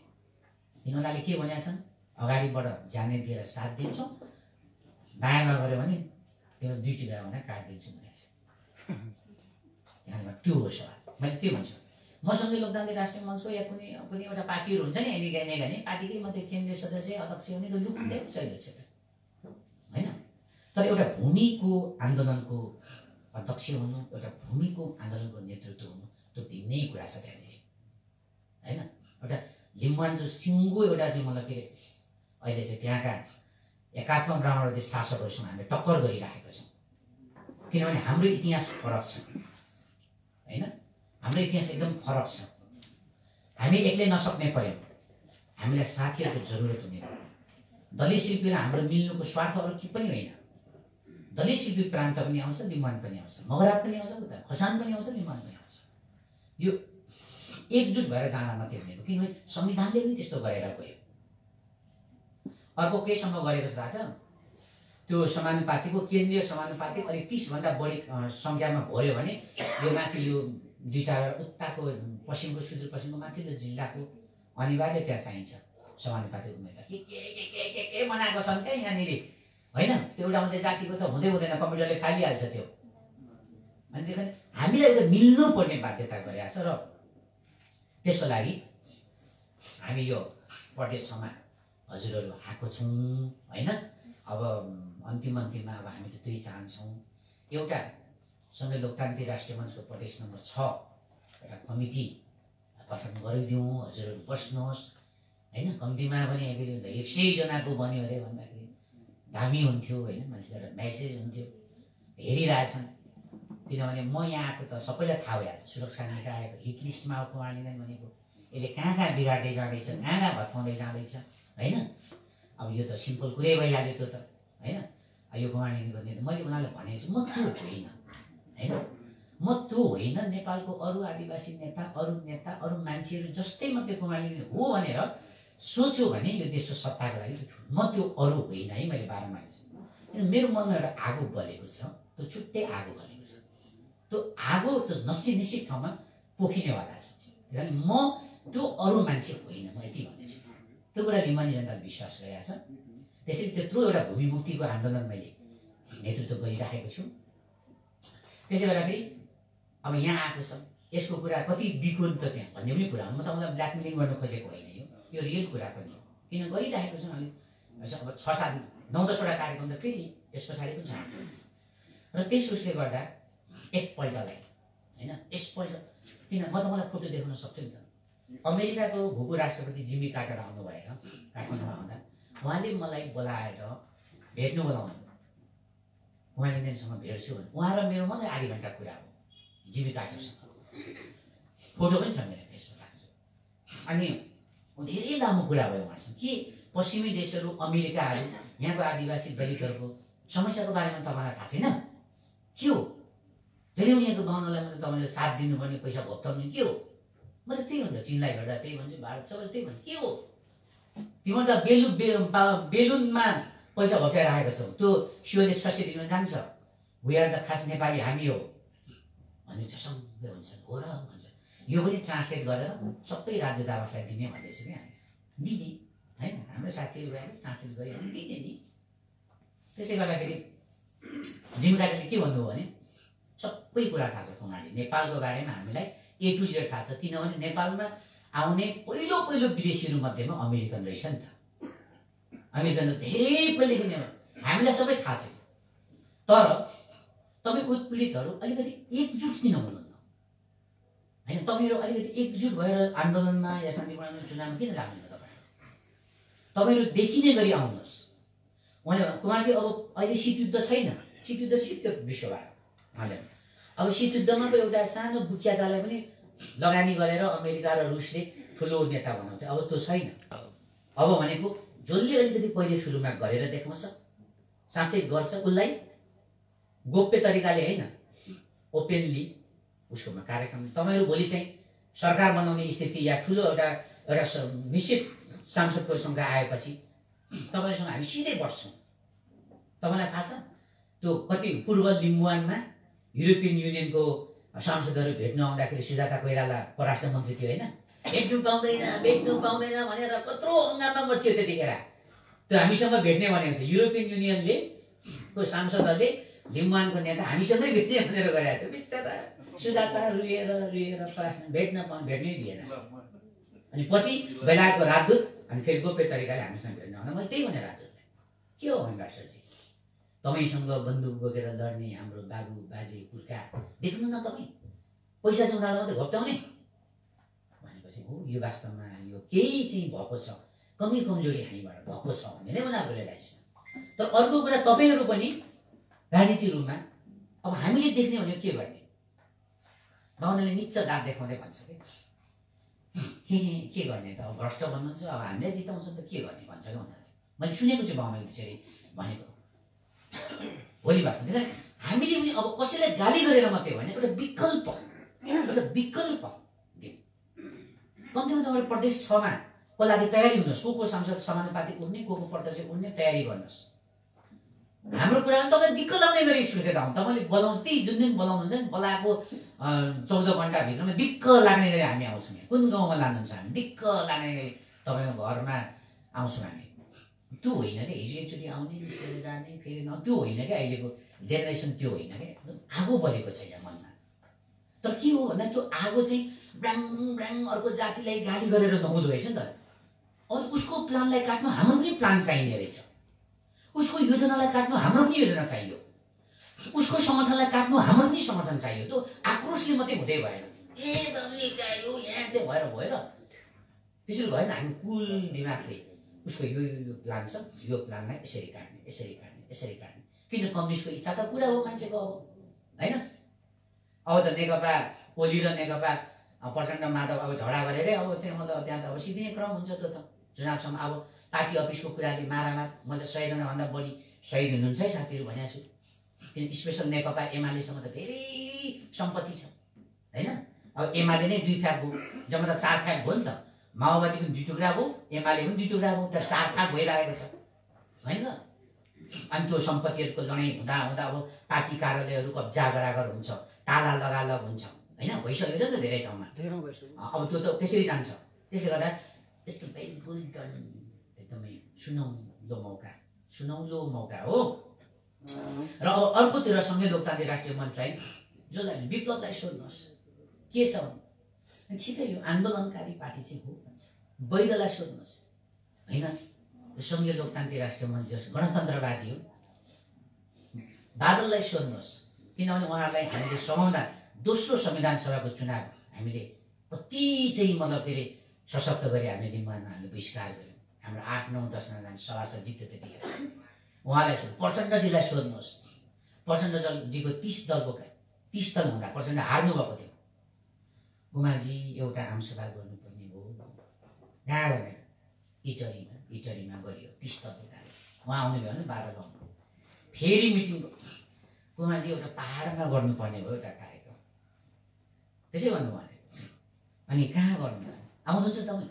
ल म पनि आउँछु, सबै नेतालाई लिएर आउँछु मेरो प्रतिबद्धता भनेपछि हाम्रै पदमा फिदिङको एउटा चर्चित आमसभा भएको थियो सङ्घीयवादीको। सबै प्रचण्डदेखि लिएर सबै 8, 9 जना, उपेन्द्र यादवदेखि लिएर विजय कक्षेदारदेखि लिएर सबै नेताहरू 5 मा हामीले पुऱ्याएको थियौँ। त्यहीँबाट 30 दलको आन्दोलन चाहिँ फेरि राको भएर गएको थियो। त्यहाँदेखि प्रचण्डजीलाई सोध्नु भने पनि मञ्च चाहिँ कस्तो हो भन्दाखेरि उहाँले पनि भन्नुहुन्छ यो चाहिँ रियल लागेको टिम हो भन्नुहुन्छ। यति गुडविल चाहिँ छ है यसको, यति गुडविल चाहिँ छ, यो चाहिँ म तपाईँहरूलाई भने। र म फेरि पनि होइन, अब महेन्द्र सर हुनुहुन्छ, महेन्द्रजी अब हाम्रो शर्मिलाजी मार्फत उहाँसँग चिन्जान भयो। अब हाम्रो गणेशतिर पहिले नै हामीले चिनेका थियौँ इटलीतिरै, उहाँ व्यापारको सिलसिलामा आउँदा। अनि हामीले प्रदेश जुम्लामा 1 वर्ष अगाडि गएर कार्यक्रम गऱ्यौँ, तर 1 दिन मात्रै कार्यक्रम भयो। माग भइरहेको छ भन्ने छ गणेशजी। अनि जुम्ला अब एकदम तातिने स्थिति छ। अहिले हाम्रो इन्चार्ज कर्ण सुनारजी मात्रै जुम्लाबाट आउनुभएको छ, जाँदैछ। अब खसान राष्ट्रिय सङ्घर्ष समिति आरबिएस अघि ठगुनाजी र हाम्रो सहकार्य छ, उहाँहरूले र दलित शिल्पीले गर्ने। अब यसमा अब हाम्रो मगर समुदायको, आदिवासी समुदायको साथीहरू पनि मिसिने हो भने त कब्जै हुने रहेछ नि त। 6 नम्बर त कब्जै हुने रहेछ, 7 नम्बर कब्जै हुने रहेछ। अब थारूहरूसँग हाम्रो त्यो अब सहकार्य भइ नै हाल्छ, किन हामी गरि नै राखेको छौँ। तर सबैभन्दा दुःखको कुरा यहाँ लक्ष्मणजीलाई पनि त्यहाँ गरेपछि पो यहाँ अलिकति उ भयो। उहाँले गरिरहनु भएको छ, मैले कल गर्नु भएको छुइनँ। आज पनि थियो त्यो रेशम थारू छुटाउने सङ्घर्ष समितिको 5 जनामा मलाई पनि राख्नुभएको छ। त्यति भित्रको उहाँले ठान्नुहुन्छ, होइन? त्यो हरेक कोणमा त्यहाँ हामी थरूहरूको आन्दोलनमा छौँ। उहाँहरू टाढो हुनु न हामीबाट। प्रदेश नम्बर 2 को त त्यहाँ एउटा हरिनन्दन रञ्जन भन्ने युवा हुनुहुँदो रहेछ, कस्तो बहु प्रतिभाशाली, होइन? युवा, योभन्दा धेरै युवा, कति साह्रो चाहिँ एउटा गाउँमा पकड भएको 1000-1200-1500 मान्छे त एकैछिनमा चाहिँ उहाँले त हामी 10 घन्टा अगाडि खबर गर्दा त्यत्रो मान्छे जम्मा गर्नुभएको, त्यत्रो पकड भएको। युवाहरू 100 छन्। त्यसले गर्दाखेरि एउटा भनौँ काठमाडौँको नेवार समुदायसँग हाम्रो कुरा भइरहेको छ, चलिरहेको छ। यो सबै हामीले उहाँलाई फरवार्ड गरिरहेको छौँ, हेर्नुहोस् है भनेर। त्यसले गर्दाखेरि म फेरि लास्टमा प्रदेश नम्बर 6 मा यो मञ्चको कमिटी चाहिँ मतलब के अरे बनोस्, यहाँहरू छलफल गरिदिनुहोस्, आँट गरौँ बुवाहरू, दाइहरू, काकाहरू, साथीहरू, होइन? सोल्जीनीहरू। किन भनेको भने हाम्रो धेरै बहिनीहरू यहाँ बिहे भएको रहेछ। सुर्खेत हाम्रो मनु साम्पाङ भन्ने बहिनीको यहीँ बिहे भएको रहेछ, हाम्रो शान्ताजीको बहिनीको पनि यहीँ बिहे भएको रहेछ, हाम्रो उतै हो, हाम्रो दमकतिरको पनि यहीँ हो। सोल्जी जो यहाँ पढ्नुहुन्छ साथीहरू, उहाँहरू सबैलाई मैले सम्बोधन गरेको, प्लिज यो गरेर बस आजै नभए भोलिसम्म एउटा सशक्त प्रदेश कमिटी लागौँ क्या। कहिले म फेरि लास्टमा मेरो प्रतिबद्धता, मेरो एउटा चर्चित कुरा त्यही हो। मैले यहाँबाट भनेको हो, होइन? दमकमा त्यही भनेको थिएँ मैले, 20औं वर्षदेखि त्यही भन्दै आएको छु। अब कतिपय साथीलाई चाहिँ फेरि जनमुक्ति पार्टी फुटाउने भन्दो रहेछ। त्यस्तो होइन। जनमुक्ति पार्टीको म 26-27 वर्षको उमेरमा जनमुक्ति पार्टीको 2 ठाउँबाट सांसद उम्मेदवार हुँ। म बिएससी पढ्दाखेरि 49 सालमा विराटनगर क्याम्पसमा बिएससी पढ्दाखेरि त्यस्तो काङ्ग्रेस र कम्युनिस्टको चाहिँ गुन्डाहरू भएको ठाउँमा जनमुक्ति पार्टीको नेपाल स्वतन्त्र विद्यार्थी मोर्चाको होल सेट लिएर सभापतिमा म बिएससी पढ्दाखेरि चुनाव लड्ने मान्छे पनि मै हुँ होइन। गोरेबारी सर मेरो आदरणीय गुरु पनि हुन्, तर काजीमान कन्दमाजीहरू एकदमै आदरणीय व्यक्तित्वहरू। मेरो घर परिवार सबै काङ्ग्रेस थिए, घर परिवार सबै पञ्च, घर परिवार सबै कम्युनिस्ट। तर मलाई 55-16 वर्षको उमेरदेखि कहिले एक दिन पनि त्यो विचारले छुएन। किन छुएन? म 16 वर्षको उमेर हुँदाखेरि एकैचोटि मैले निर्मल लामालाई भेट्नु भएँ। अनि जातीय कुराहरू सोध्यो। मैले भने निर्मल लामाजी तपाईँको पार्टीको मान्छे होइन म, तपाईँलाई गाली गर्दा किन मलाई रिस उठ्छ? मैले यही प्रश्न सोधेँ। कुमार बाबु हामी एउटै पार्टीको त होइन, तर पनि दुःख छ क्या एकले गर्दा। यसलाई चाहिँ सेन्टिमेन्टल एट्याचमेन्ट भन्छ, इङ्ग्लिसमा आउँदा क्या उहाँले। मैले सोच के भनेको सेन्टिमेन्टल एट्याचमेन्ट भन्छ है, त्यो सम्वेक त्यो संवेदना छ। तपाईँलाई किन बाहुनले रक्षा भन्छ, रक्षा बुढो भन्छ? मलाई रिस उठ्छ भने उहाँ त पारिजातको ज्वाइँ पनि हो नि त होइन, सुकन्याको सेमा। किन रिस उठ्छ मलाई? म त्यसको पिउँदिनँ भाइ, तर मिडियाहरूले एकदम पियक्कडको रूपमा लिएर जसरी पनि निर्मल लामालाई उडाउनु पाउँदा उहाँलाई मजा आउँछ, धेरै कुराहरू भएको थियो। त्यसै गरेर हामी जनमुक्ति पार्टीमा लागेकै हो, तर म धेरै कुरा जान्न, डम्बर सरलाई थाहा छ। पछि अब अलिकति 59-60तिर आएपछि त्यसको अघि नै मैले जान्न त अलिकति बाटोहरू गडबड भएपछि हामीले चाहिँ मुक्ति खोजेको हो, हामी यो बाटोमा लागेको हो, कुरा त्यही हो। त्यसै गर्दाखेरि सङ्घीय गणतान्त्रिक त्यो लोगो चाहिँ हामीले बचाउनुपर्छ। यो आदिवासीहरू यो दलितहरू गणतन्त्रवादी हुन् भन्ने कुरा चाहिँ एकदमै छ हुनुपर्छ। कम्तीमा यो टिमलाई चाहिँ तपाईँ ल घाम यतिखेर छ, जसलाई सोध्नुहोस् नेपालमा यो सङ्घीय लोकतान्त्रिक राष्ट्रिय मञ्च के हो भन्दा यो प्योर चाहिँ जातीय मुक्तिको लागि लडेको हो र यो गणतान्त्रिक पार्टी पनि हो। यति कुरा चाहिँ तपाईँलाई भन्छ। यसरी म फेरि प्रदेश नम्बर 6 सङ्घीय मञ्च, सङ्घीय दलीय शिविर सबैको लागि गठनको लागि यहाँहरूबाट एकदमै सकारात्मक आशासहित बिदा हुन्छु। धन्यवाद सबैलाई। धन्यवाद छ केन्द्रीय अध्यक्षज्यू। अब हामी कार्यक्रमको अन्तिम आजको पहिलो चरणको अन्तिम आइपुगेका छौँ। हाम्रो राजनीतिक एजेन्डा अध्यक्षज्यूले प्रस्तुत गरेर गइसक्नु भएको छ, त्यहाँभित्र भएका कुराहरू ब्रिफिङ गरेर गइसक्नु भएको छ। त्यसैमा राजनीतिक एजेन्डा सुनेर यहाँहरूलाई कस्तो लाग्यो, आफ्नो प्रतिक्रिया दिनको निमित्त धर्मोदय सभाका अध्यक्ष मोहन थापाज्यूलाई हार्दिक अनुरोध गर्दछु। उहाँलाई जोरदार तालीले स्वागत गरेको निमित्त फेरि पनि अनुरोध गर्दछु। उपस्थित महानुभावहरू, हामी कार्यक्रमको लगभग अन्तिम अवस्थामा छौँ। यहाँहरूले हाम्रो भनाइहरूलाई धैर्य धारणाका साथ सुनिदिएकोमा फेरि पनि हार्दिक आभार प्रकट गर्दछु।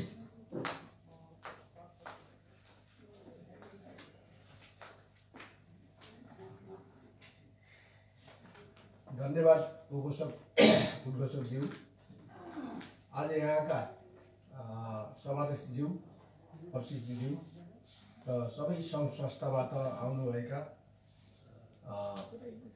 महानुभावहरूलाई मेरो तर्फदेखि र धर्मोदय सभाको तर्फदेखि हृदयदेखि साधुवाद, शुभ मङ्गल, नमस्कार भन्न चाहन्छु। आज 2077 साल पुस 17 गते को यहाँ कार्यक्रम भइरहेको थियो र यसको लागि महेन्द्रजीले भन्नुभयो र हामीहरू सबैले कोसिस गरेको हो। तर कारणवश हामी सुर्खेतवासीहरू जति उपस्थित हुनुपर्ने थियो त्यति उपस्थित हुन सकेनौँ। कारण तमुल लोसारले गर्दाखेरि पनि अलिकति असर पर्न गयो र 15 गतेको बजाय 16 गतेसम्म 17 गतेसम्म घर घरमा लोसार मनाइरहेछन्। रातभरि नाच्ने कि ल्याउने, दिनभरि सुत्ने जस्तो पनि भइरहेको छ। त्यसले गर्दाखेरि यिनीहरूले असर पर्न गयो होला। र अनि आजै एमएनओ पार्टीको पार्टी निर्माण भएको दिन पनि 1 जनवरी हुन गएकोले त्यो एमएनओ पार्टीमा भएका साथीहरू पनि सायद यहाँ उपस्थित हुन सकेन होला। र अनि भारतीय भूपुहरू पनि आज 2021 साल पहिलो दिन मनाउने भन्ने कार्यक्रममा बराताल गाउँपालिकाका धेरै मानिसहरू उपस्थित हुन सकेनन्।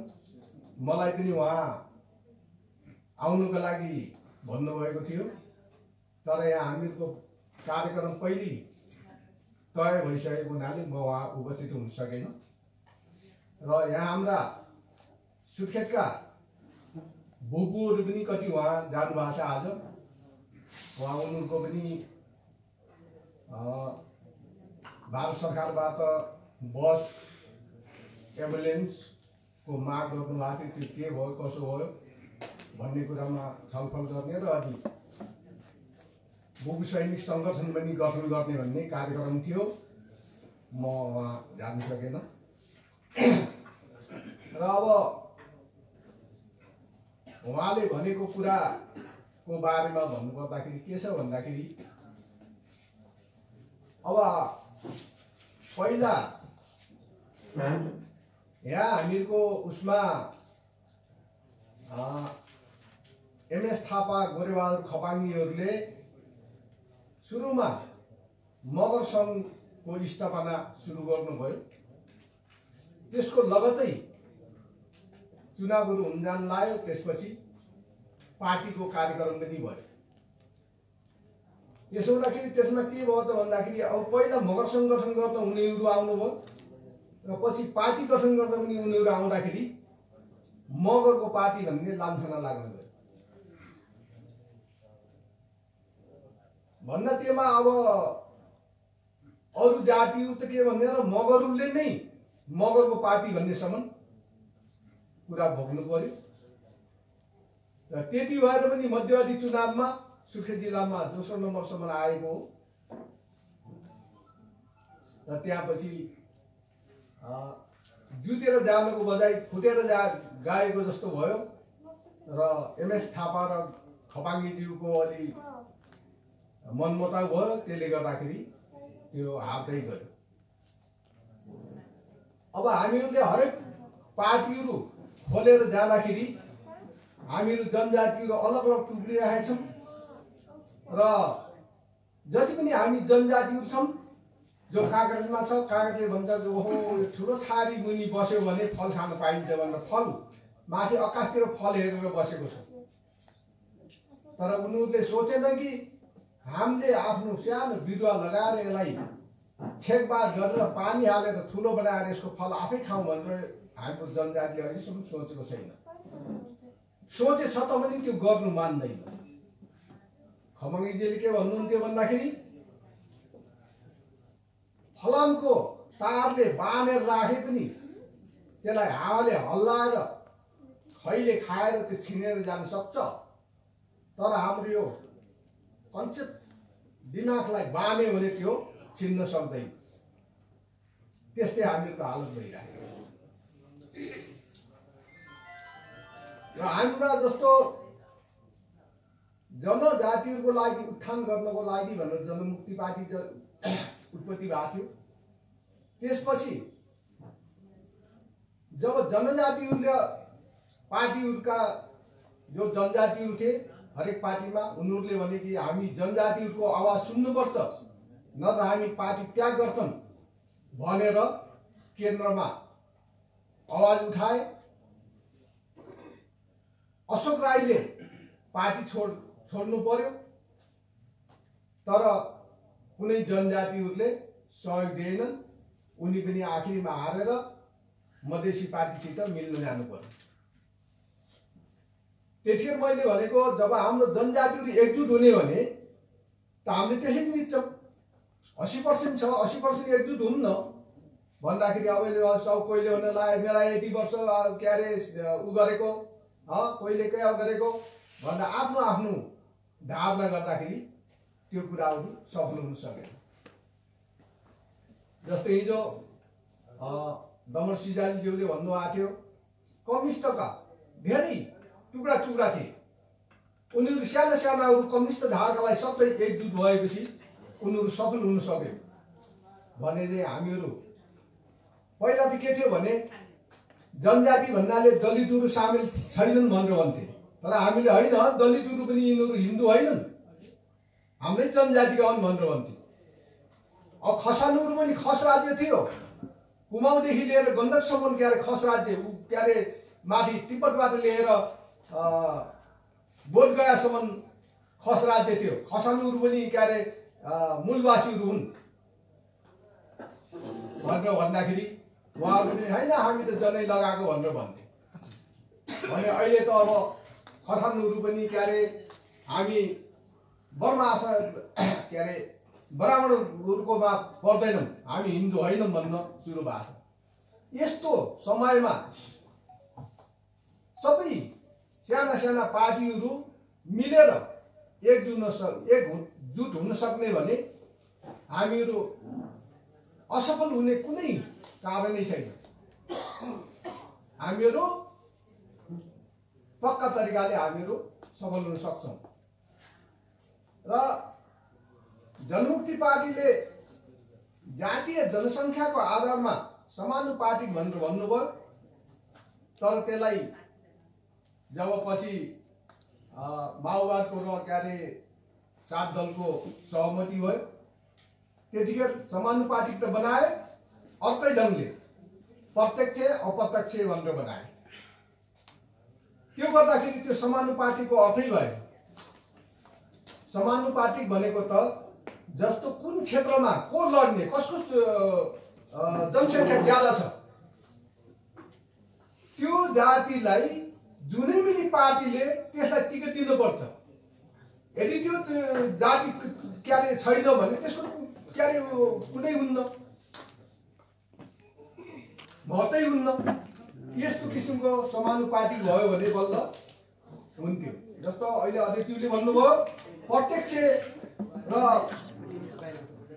समानुपातिक गर्दाखेरि चुनाव खर्च धेरै आउँछ, हुन पनि हो। सबै समानुपातिक गर्दैन, किन प्रत्यक्ष गर्नु पर्यो? प्रत्यक्ष लड्नाले धेरै खर्च हुन्छ, समानुपातिकले लड्यो भने त खर्च पनि कम आउँछ। त्यो तरिकाले लड्यो भने जस्तो अब दुईटा पार्टी लड्यो, एउटाले 20,000 भोट लियो, एउटाले 19,900 भोट लियो भने सबै उसको जित भयो।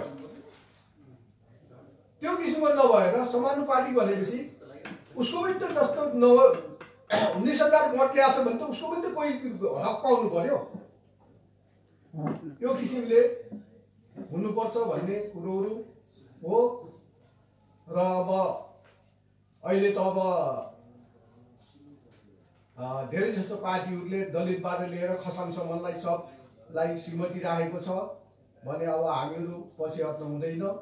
र अब उहाँको कुरालाई पनि ठिकै हो। त्यो कुराहरू के हुन्छ भन्दाखेरि अरू पार्टीहरूले फेरि त्यही हो, आफ्नो बाँकी 100 सेयर भने जस्तो सबले आफ्नो आफ्नो पार्टीलाई नै ठुलो बनाउन खोज्छन् र हामीहरू कसरी एकजुट भएर जाने के गर्ने यसको अब ठिकै छ। पार्टी अलग अलग भए पनि अलग अलग किसिमले लडे पनि तर त्यसको चुनाव लड्ने समयमा सबै जनजातिहरूका पार्टीहरू मिलेर क्षेत्र क्षेत्र बाँडेर अघि त्यस्तो किसिमले लड्यो भने जसरी पनि जित्नको कुरो त्यो गर्न सके पनि राम्रो हुन्थ्यो। र सगर्व हुन सक्छ भने सबै एकजुट हुने किसिमको गोलबन्द हुन सक्ने कार्यक्रम गर्न सके धेरै राम्रो हुन्थ्यो भन्दै म मेरो छोटो मनशक्ति यिनै टुङ्गाउन चाहन्छु। जय सङ्घ लोकतान्त्रिक।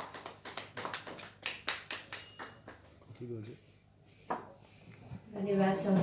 आदरणीय व्यक्तित्व मोहन थापाज्यू, अब हामीसँग दुईजना वक्ता मात्रै हुनुहुन्छ र आजको दुईजना वक्ता पछाडि हामी आजको कार्यक्रमलाई स्थगन गर्छौँ। भोलिको हाम्रो कार्यक्रममा प्रदेश स्तरीय समिति सभा, त्यसै गरी जिल्ला स्तरीय समिति गठन गर्ने हाम्रो कार्यक्रम रहेको छ। त्यसैले सम्पूर्ण उपस्थित महानुभावहरूमा भोलि हाम्रो कार्यक्रम 10 बजेदेखि सुरु हुन्छ। यहाँहरू सबैजना उपस्थित भई आफन्तजनहरूलाई पनि लिएर आइदिनु हुन विनम्र अनुरोध गर्दै आफ्नो धारणा व्यक्त गरिदिनु हुनको निमित्त आदरणीय व्यक्तित्व गगन गुरुङज्यूलाई हार्दिक अनुरोध गर्दछु। उहाँलाई तालीले स्वागत गरिदिनु हुनको निमित्त विनम्र अनुरोध गर्दछु। आदरणीय व्यक्तित्व गगन गुरुङज्यू।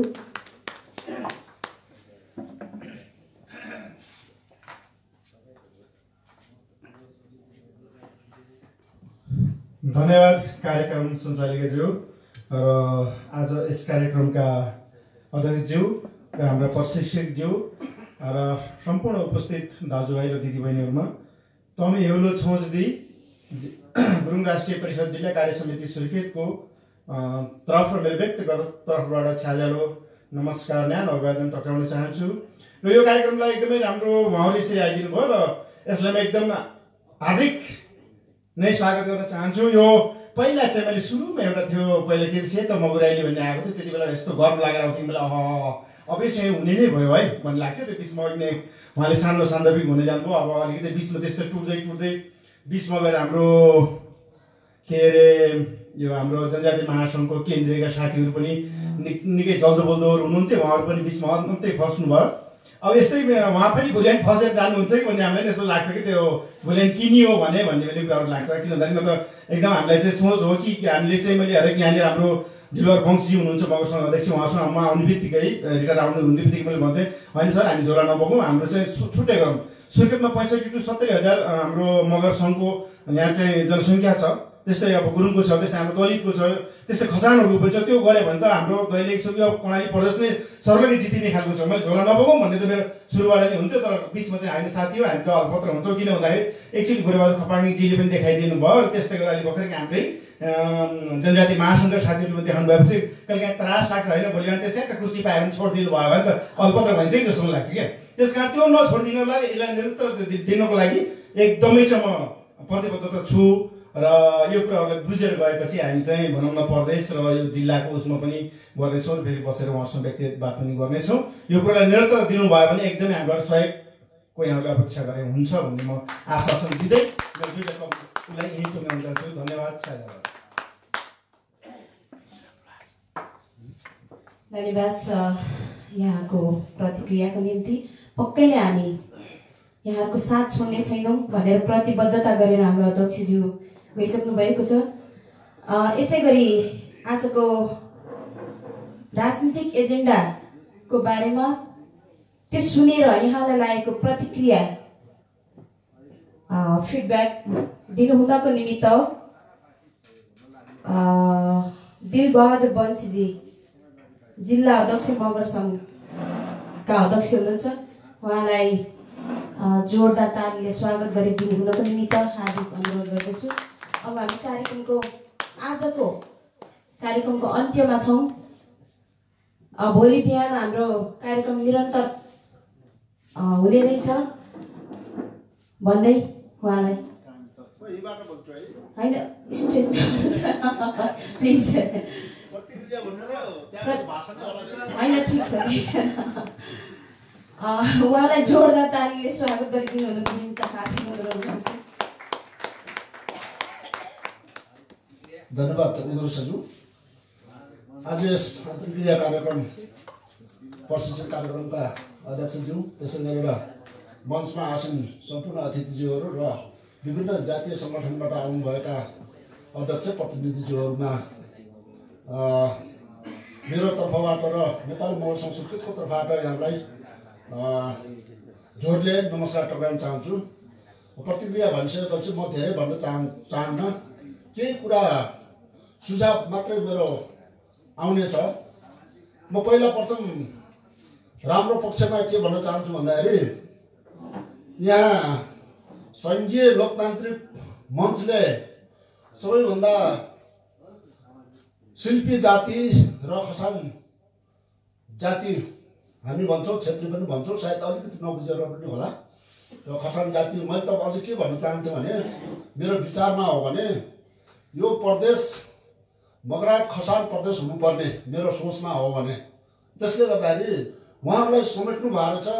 यहाँहरूलाई धेरै धेरै मेरो तर्फबाट र मगर सङ्घको तर्फबाट धन्यवाद दिन चाहन्छु। धेरै राम्रो कुरा हो। त्यसले गर्दा अर्को कुरा के भन्न चाहन्छु भने यहाँ यो विभिन्न जातिको लोगो झुन्डा राख्नु भएको छ ब्यानरमा। यस पनि एकदमै राम्रो मैले सोचेको छु। धेरै राम्रो छ, यसले सबैलाई समेटेको छ, एकदम राम्रो छ। तर थोरै धेरै साथीले भनिसक्नु भयो होला, मैले पनि देखेको त्यही नै हो। कस्तो भन्दाखेरि यहाँ विभिन्न हाम्रा पार्टीहरू छन्, विभिन्न यहाँलाई धेरै भन्नै पर्दैन, एमएनओबाट लगाएर थुप्रो पार्टीहरू हाम्रो जनजातिका पार्टीहरू छन्। तर यो पार्टीहरूले सबैले हाम्रै पार्टी राम्रो, हाम्रै पार्टीमा आउनुहोस् भन्नुहुन्छ। तर सबैको हेर्दाखेरि यो त अझै राम्रो लाग्यो। यहाँको अहिले घोषणापत्रहरू सुनाउनु भयो अध्यक्षज्यूले, धेरै कुरा मैले राम्रो माने, प्रश्न छ। तर मात्रै के हो भन्दाखेरि हामी साना पार्टीहरू छौँ अहिले हालको लागि है। साना पार्टी हुँदाखेरि हामी चाहिँ अलि शक्तिशाली बन्न पुग्दैनौँ कि भन्ने मेरो भनाइ हो। शक्तिशाली बन्नुको लागि जस्तै विचार मिल्ने पार्टीहरू, विचार नमिल्ने शब्द कुरै छोड्दिनुहोस्, विचार मिल्ने पार्टीहरूलाई समायोजन गरेर उहाँहरूको विचार, पार्टीको विचार के र यो सङ्घीय लोकतान्त्रिक राष्ट्रिय मञ्चको विचार के, यसलाई मन्थन गरेर चाहिँ एउटै पार्टी बनाउनु जरुरी छ नेपालमा। सानातिना पार्टीले अब त्यति मैले भविष्य देख्दैन। ठिक छ, भनाइ राम्रो छ, घोषणापत्र राम्रो छ, तर हाम्रो मान्छे के छ भन्दाखेरि विभिन्न पार्टीमा लाग्नु भएको छ। फेरि हामी त कस्तो भने यो जनजातिको विशेष गरेर मगर पनि भन्छु म त, एउटा पार्टीमा लागिसक्यो भने छोड्न मुस्किल। त किन पनि एकदमै के भन्छ टाँसेर बस्ने खालको।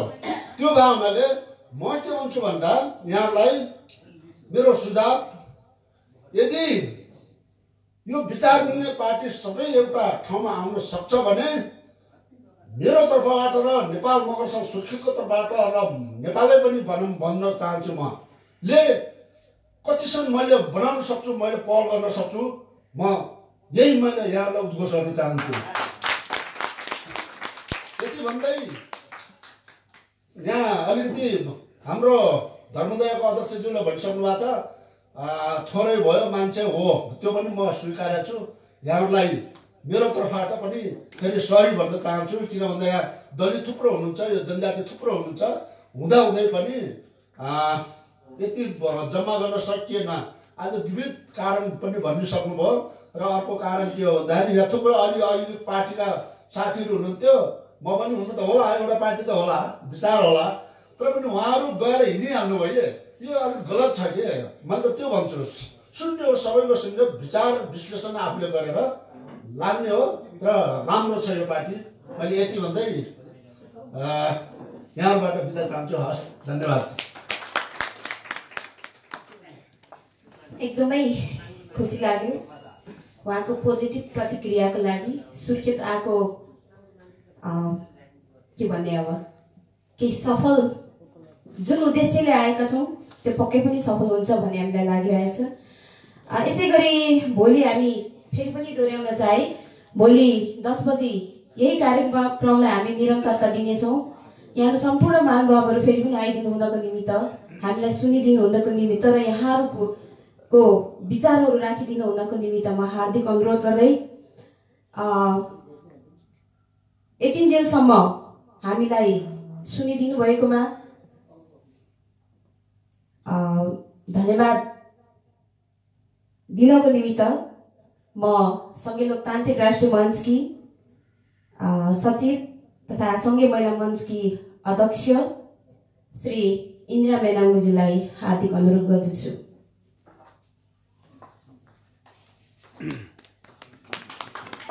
धन्यवाद छ कार्यक्रम सञ्चालिका पार्टीका सङ्घीय महिला मञ्चका महासचिव र आजको यस प्रदेश स्तरीय अन्तर्क्रिया तथा प्रशिक्षण कार्यक्रमका सभाध्यक्षज्यू र प्रमुख प्रशिक्षकज्यू र यस प्रशिक्षण कार्यक्रममा हाम्रो निम्तोलाई स्वीकारेर आउनुभएका विभिन्न सङ्घ संस्था राजनीतिक दलका प्रमुख तथा प्रतिनिधिज्यूहरू र हामीसँगै आएका हाम्रा टोली साथी सहकर्मी साथीहरू र सम्पूर्णलाई हार्दिक न्याय अभिवादन टक्राउन चाहन्छु।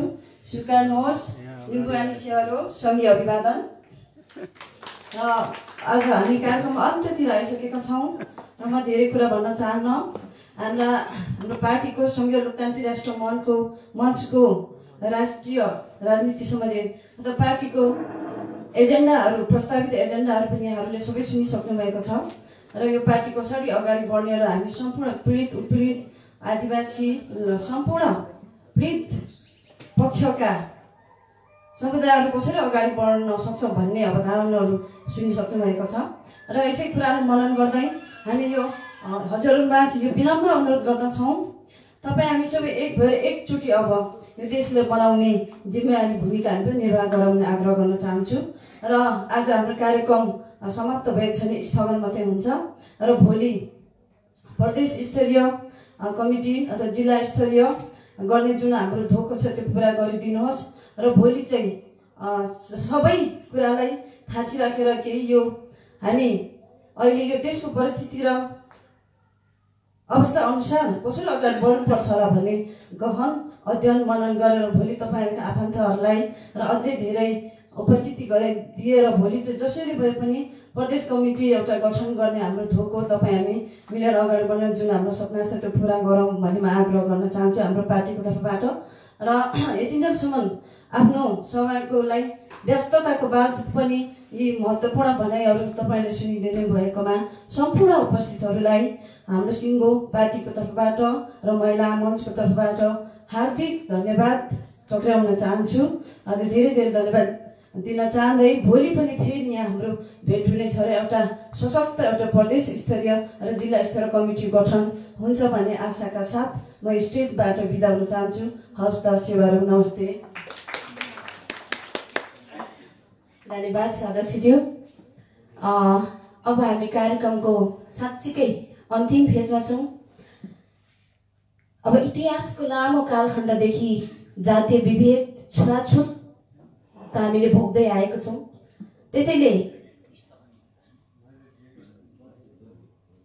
त्यसैले जसको विरुद्धमा जातीय छुवाछुत मुक्त समृद्धि समाज र नेपालको परिकल्पना गर्दै हामी एउटा अभियानमा छौँ। यहाँ हामी अब कार्यक्रमहरू हाम्रो कन्टिन्यू हुँदै गरेको यहाँलाई सर्वविदितै छ। त्यसैले आजको यस कार्यक्रम आजको दिनको लागि 2 दिने क्रममा आजको यस कार्यक्रम करिब अन्तिम अवस्थामा आइरहेको छ।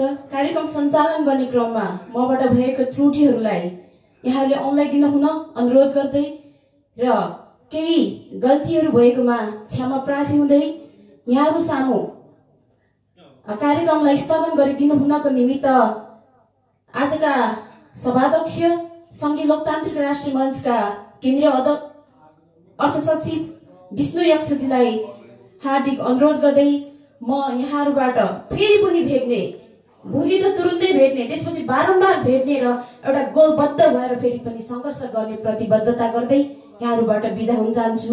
सेवारो जय लिम्बुवानी।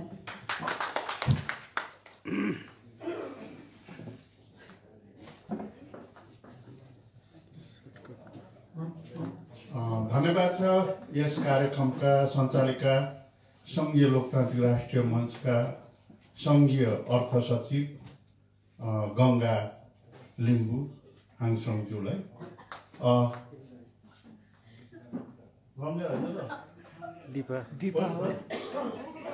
दिपा आदाङमा हो तर उहाँको टाइटल नाम दिपा, उहाँले कल गर्छ दिपा पनि हो तर पक्का प्रपर नाम गङ्गा हो है। म त्यतातिर गएँ र अर्को पनि अर्थ सचिव हुनुहुन्छ हाम्रो ओख्राबो, दुर्गा ओख्राबो, उहाँ आउनु सक्नु भएन। र यस कार्यक्रमका प्रमुख अतिथि हाम्रो सङ्घीय लोकतान्त्रिक राष्ट्रिय मञ्चका अध्यक्ष, सङ्घीय नेता, पहिचानवादी नेता तथा दार्शनिक, अब एउटा यो पोलिटिकल इन्जिनियर जस्तै म उहाँलाई भन्छु। एउटा यो जति पनि अहिले आएको कुराहरू चाहिँ उहाँले आफ्नै तरिकाले आफूले भोगेर आफूले गरेको कसैको कुरा सुनेर बाहिर कतैबाट ल्याएको होइन, कुनै गाइडेन्स होइन। त्यो हामी साक्षी छौँ त्यसमा। हाम्रा कुमार लिङ्गदेन मिराजज्यू, साथै आज उपस्थित देशमा बस्नुभएका सम्पूर्ण अनि यहाँ आउनुभएको सम्पूर्ण यस सुर्खेतका साथै प्रदेश नम्बर 1-2बाट आउनुभएका सम्पूर्ण मेरो मान्यजन सबैमा सेवारो सङ्घीय अभिवादन गर्न चाहन्छु। जय लिम्बुवान, जय 10+1। म अलिकति मात्रै सक्ने बेला तपाईँहरूलाई धेरै बोर भइसक्यो। हाम्रो मान्छेहरूले खप्नु सक्ने यो ब्रेनले गर्नु सक्ने चाहिँ खालि 40 मिनट हो, तर धेरै लामो भयो। कतिसम्म पिकअप गर्ने, अब त थाकिसक्यो होला।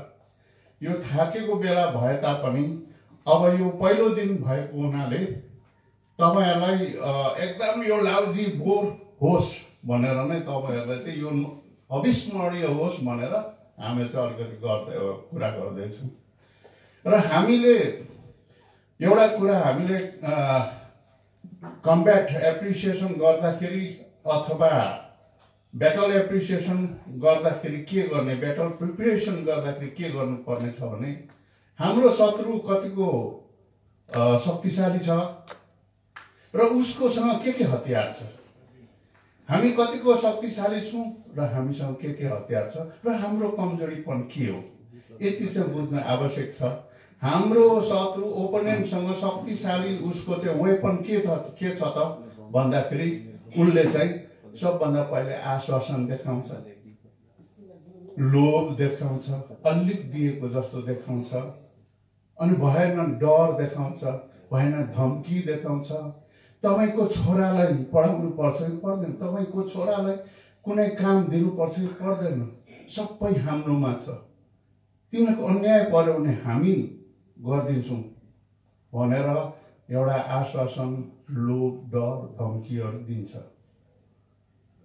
अनि त्यसले गर्दाखेरि म त के भन्न चाहन्छु भने ठिकै छ, तपाईँहरू अघि 2 ज्यूले भन्नु, तपाईँहरू एकदमै राइट, एकदम राम्रो, एकदम राम्रो। तपाईँहरूकै हातमा छ यो देशको जनताको भविष्य बनाउने, भनिदिनुहोस्। तर आफ्नो पहिचानलाई चाहिँ नछोड्नुहोस्। पहिचानको कुरामा चाहिँ कहिले पनि तपाईँहरूले त्यसमा चाहिँ सम्झौता नगर्नुहोस्। किनभने हामीले पहिले एकखेप भनेको थियौँ, यो भर्खर आउँदाखेरि यो सबै 1-1 भयो, ब्राह्मण 1 चाहिँ कहाँ भन्नुभयो। त उहाँले पनि आफ्नो थाहा थलो खोलेर आउनु न, तपाईँहरू पनि आउनुहोस्, यो ठाउँमा चाहिँ हाम्रो थाहा थलो हो, हामीले आदिमकालदेखि यहाँनिर गरेको भनेर चाहिँ भन्नुहोस् न। तपाईँहरूले ब्राह्मण 1 पाउनुहुन्छ, कतै विराटनगरमा विराट 1 ब्राह्मण 1 बनाउँदा हुन्छ कि भनेर पनि खोजियो त्यो ठाउँहरू, उहाँले एक्लै बनाएको चाहिँ होइन, तर उहाँहरूले निकाल्नु सक्नु भएन। त्यसका हामीले यहाँ के खोजिरहेका छौँ भने हामीले पहिचान खोजिरहेका छौँ। तपाईँ इन्डिभिजुअली ट्याकल दिनु सक्नुहुन्छ। ल, उहाँले चाहिँ एउटा भानेन्द्र पौडेल होला, तर तपाईँले नरेन्द्र विश्वकर्मा लेख्नुहोस्, म अहिले तपाईँलाई तुरुन्त पार्टीबाट हुन्छ कहाँबाट 1 लाख रुपियाँ दिन्छु भन्दाखेरि पौडेल चाहिँ विश्वकर्मा हुनु आउँछ? आउँदैन भने त्यही हो पहिचान, त्यही हो पहिचान। अरू धेरै कुरो नै गर्नु पर्दैन। उहाँहरूले पहिचान बनाइसक्नुभयो र हामीले पहिचान खोज्दाखेरि त्यो गडबड हुन्छ के, उहाँहरूको अस्तित्व हराउँछ, पहिचानमा खलल आउँछ। त्यसैले गर्दा जसै गरेर पनि यो चाहिँ खतम बनाउनु पर्छ भन्ने उनीहरूकोमा लागेको छ। अनि जातीय पहिचान, जातीयको कुरै सुनिँदैन भने जातिवादी उनीहरू हो। अब दोस्रो कुरो चाहिँ फेरि के भन्न चाहन्छु भने हाम्रो कमजोरी के हो, हामी साथीको लागि चाहिँ आफ्नो मासु काटेर दिनु तयारी छौँ। साथीलाई कहिले पनि धोका दिँदैनौँ, साथीलाई कहिले पनि धोका दिँदैनौँ। तर उहाँहरू चाहिँ त्यो स्याल र भालुको कथा सुन्नुभएको छ नि, स्यालको मित भालु, अनि उहाँहरू चाहिँ आफ्नो मितलाई नै त्यो फन्दामा झुन्ड्याइदिने उहाँहरूको त्यो छ। त्यसले गर्दाखेरि हामीले अब त्यो बुझ्नु पर्यो, हामीले त्यो बुझ्नु पर्यो।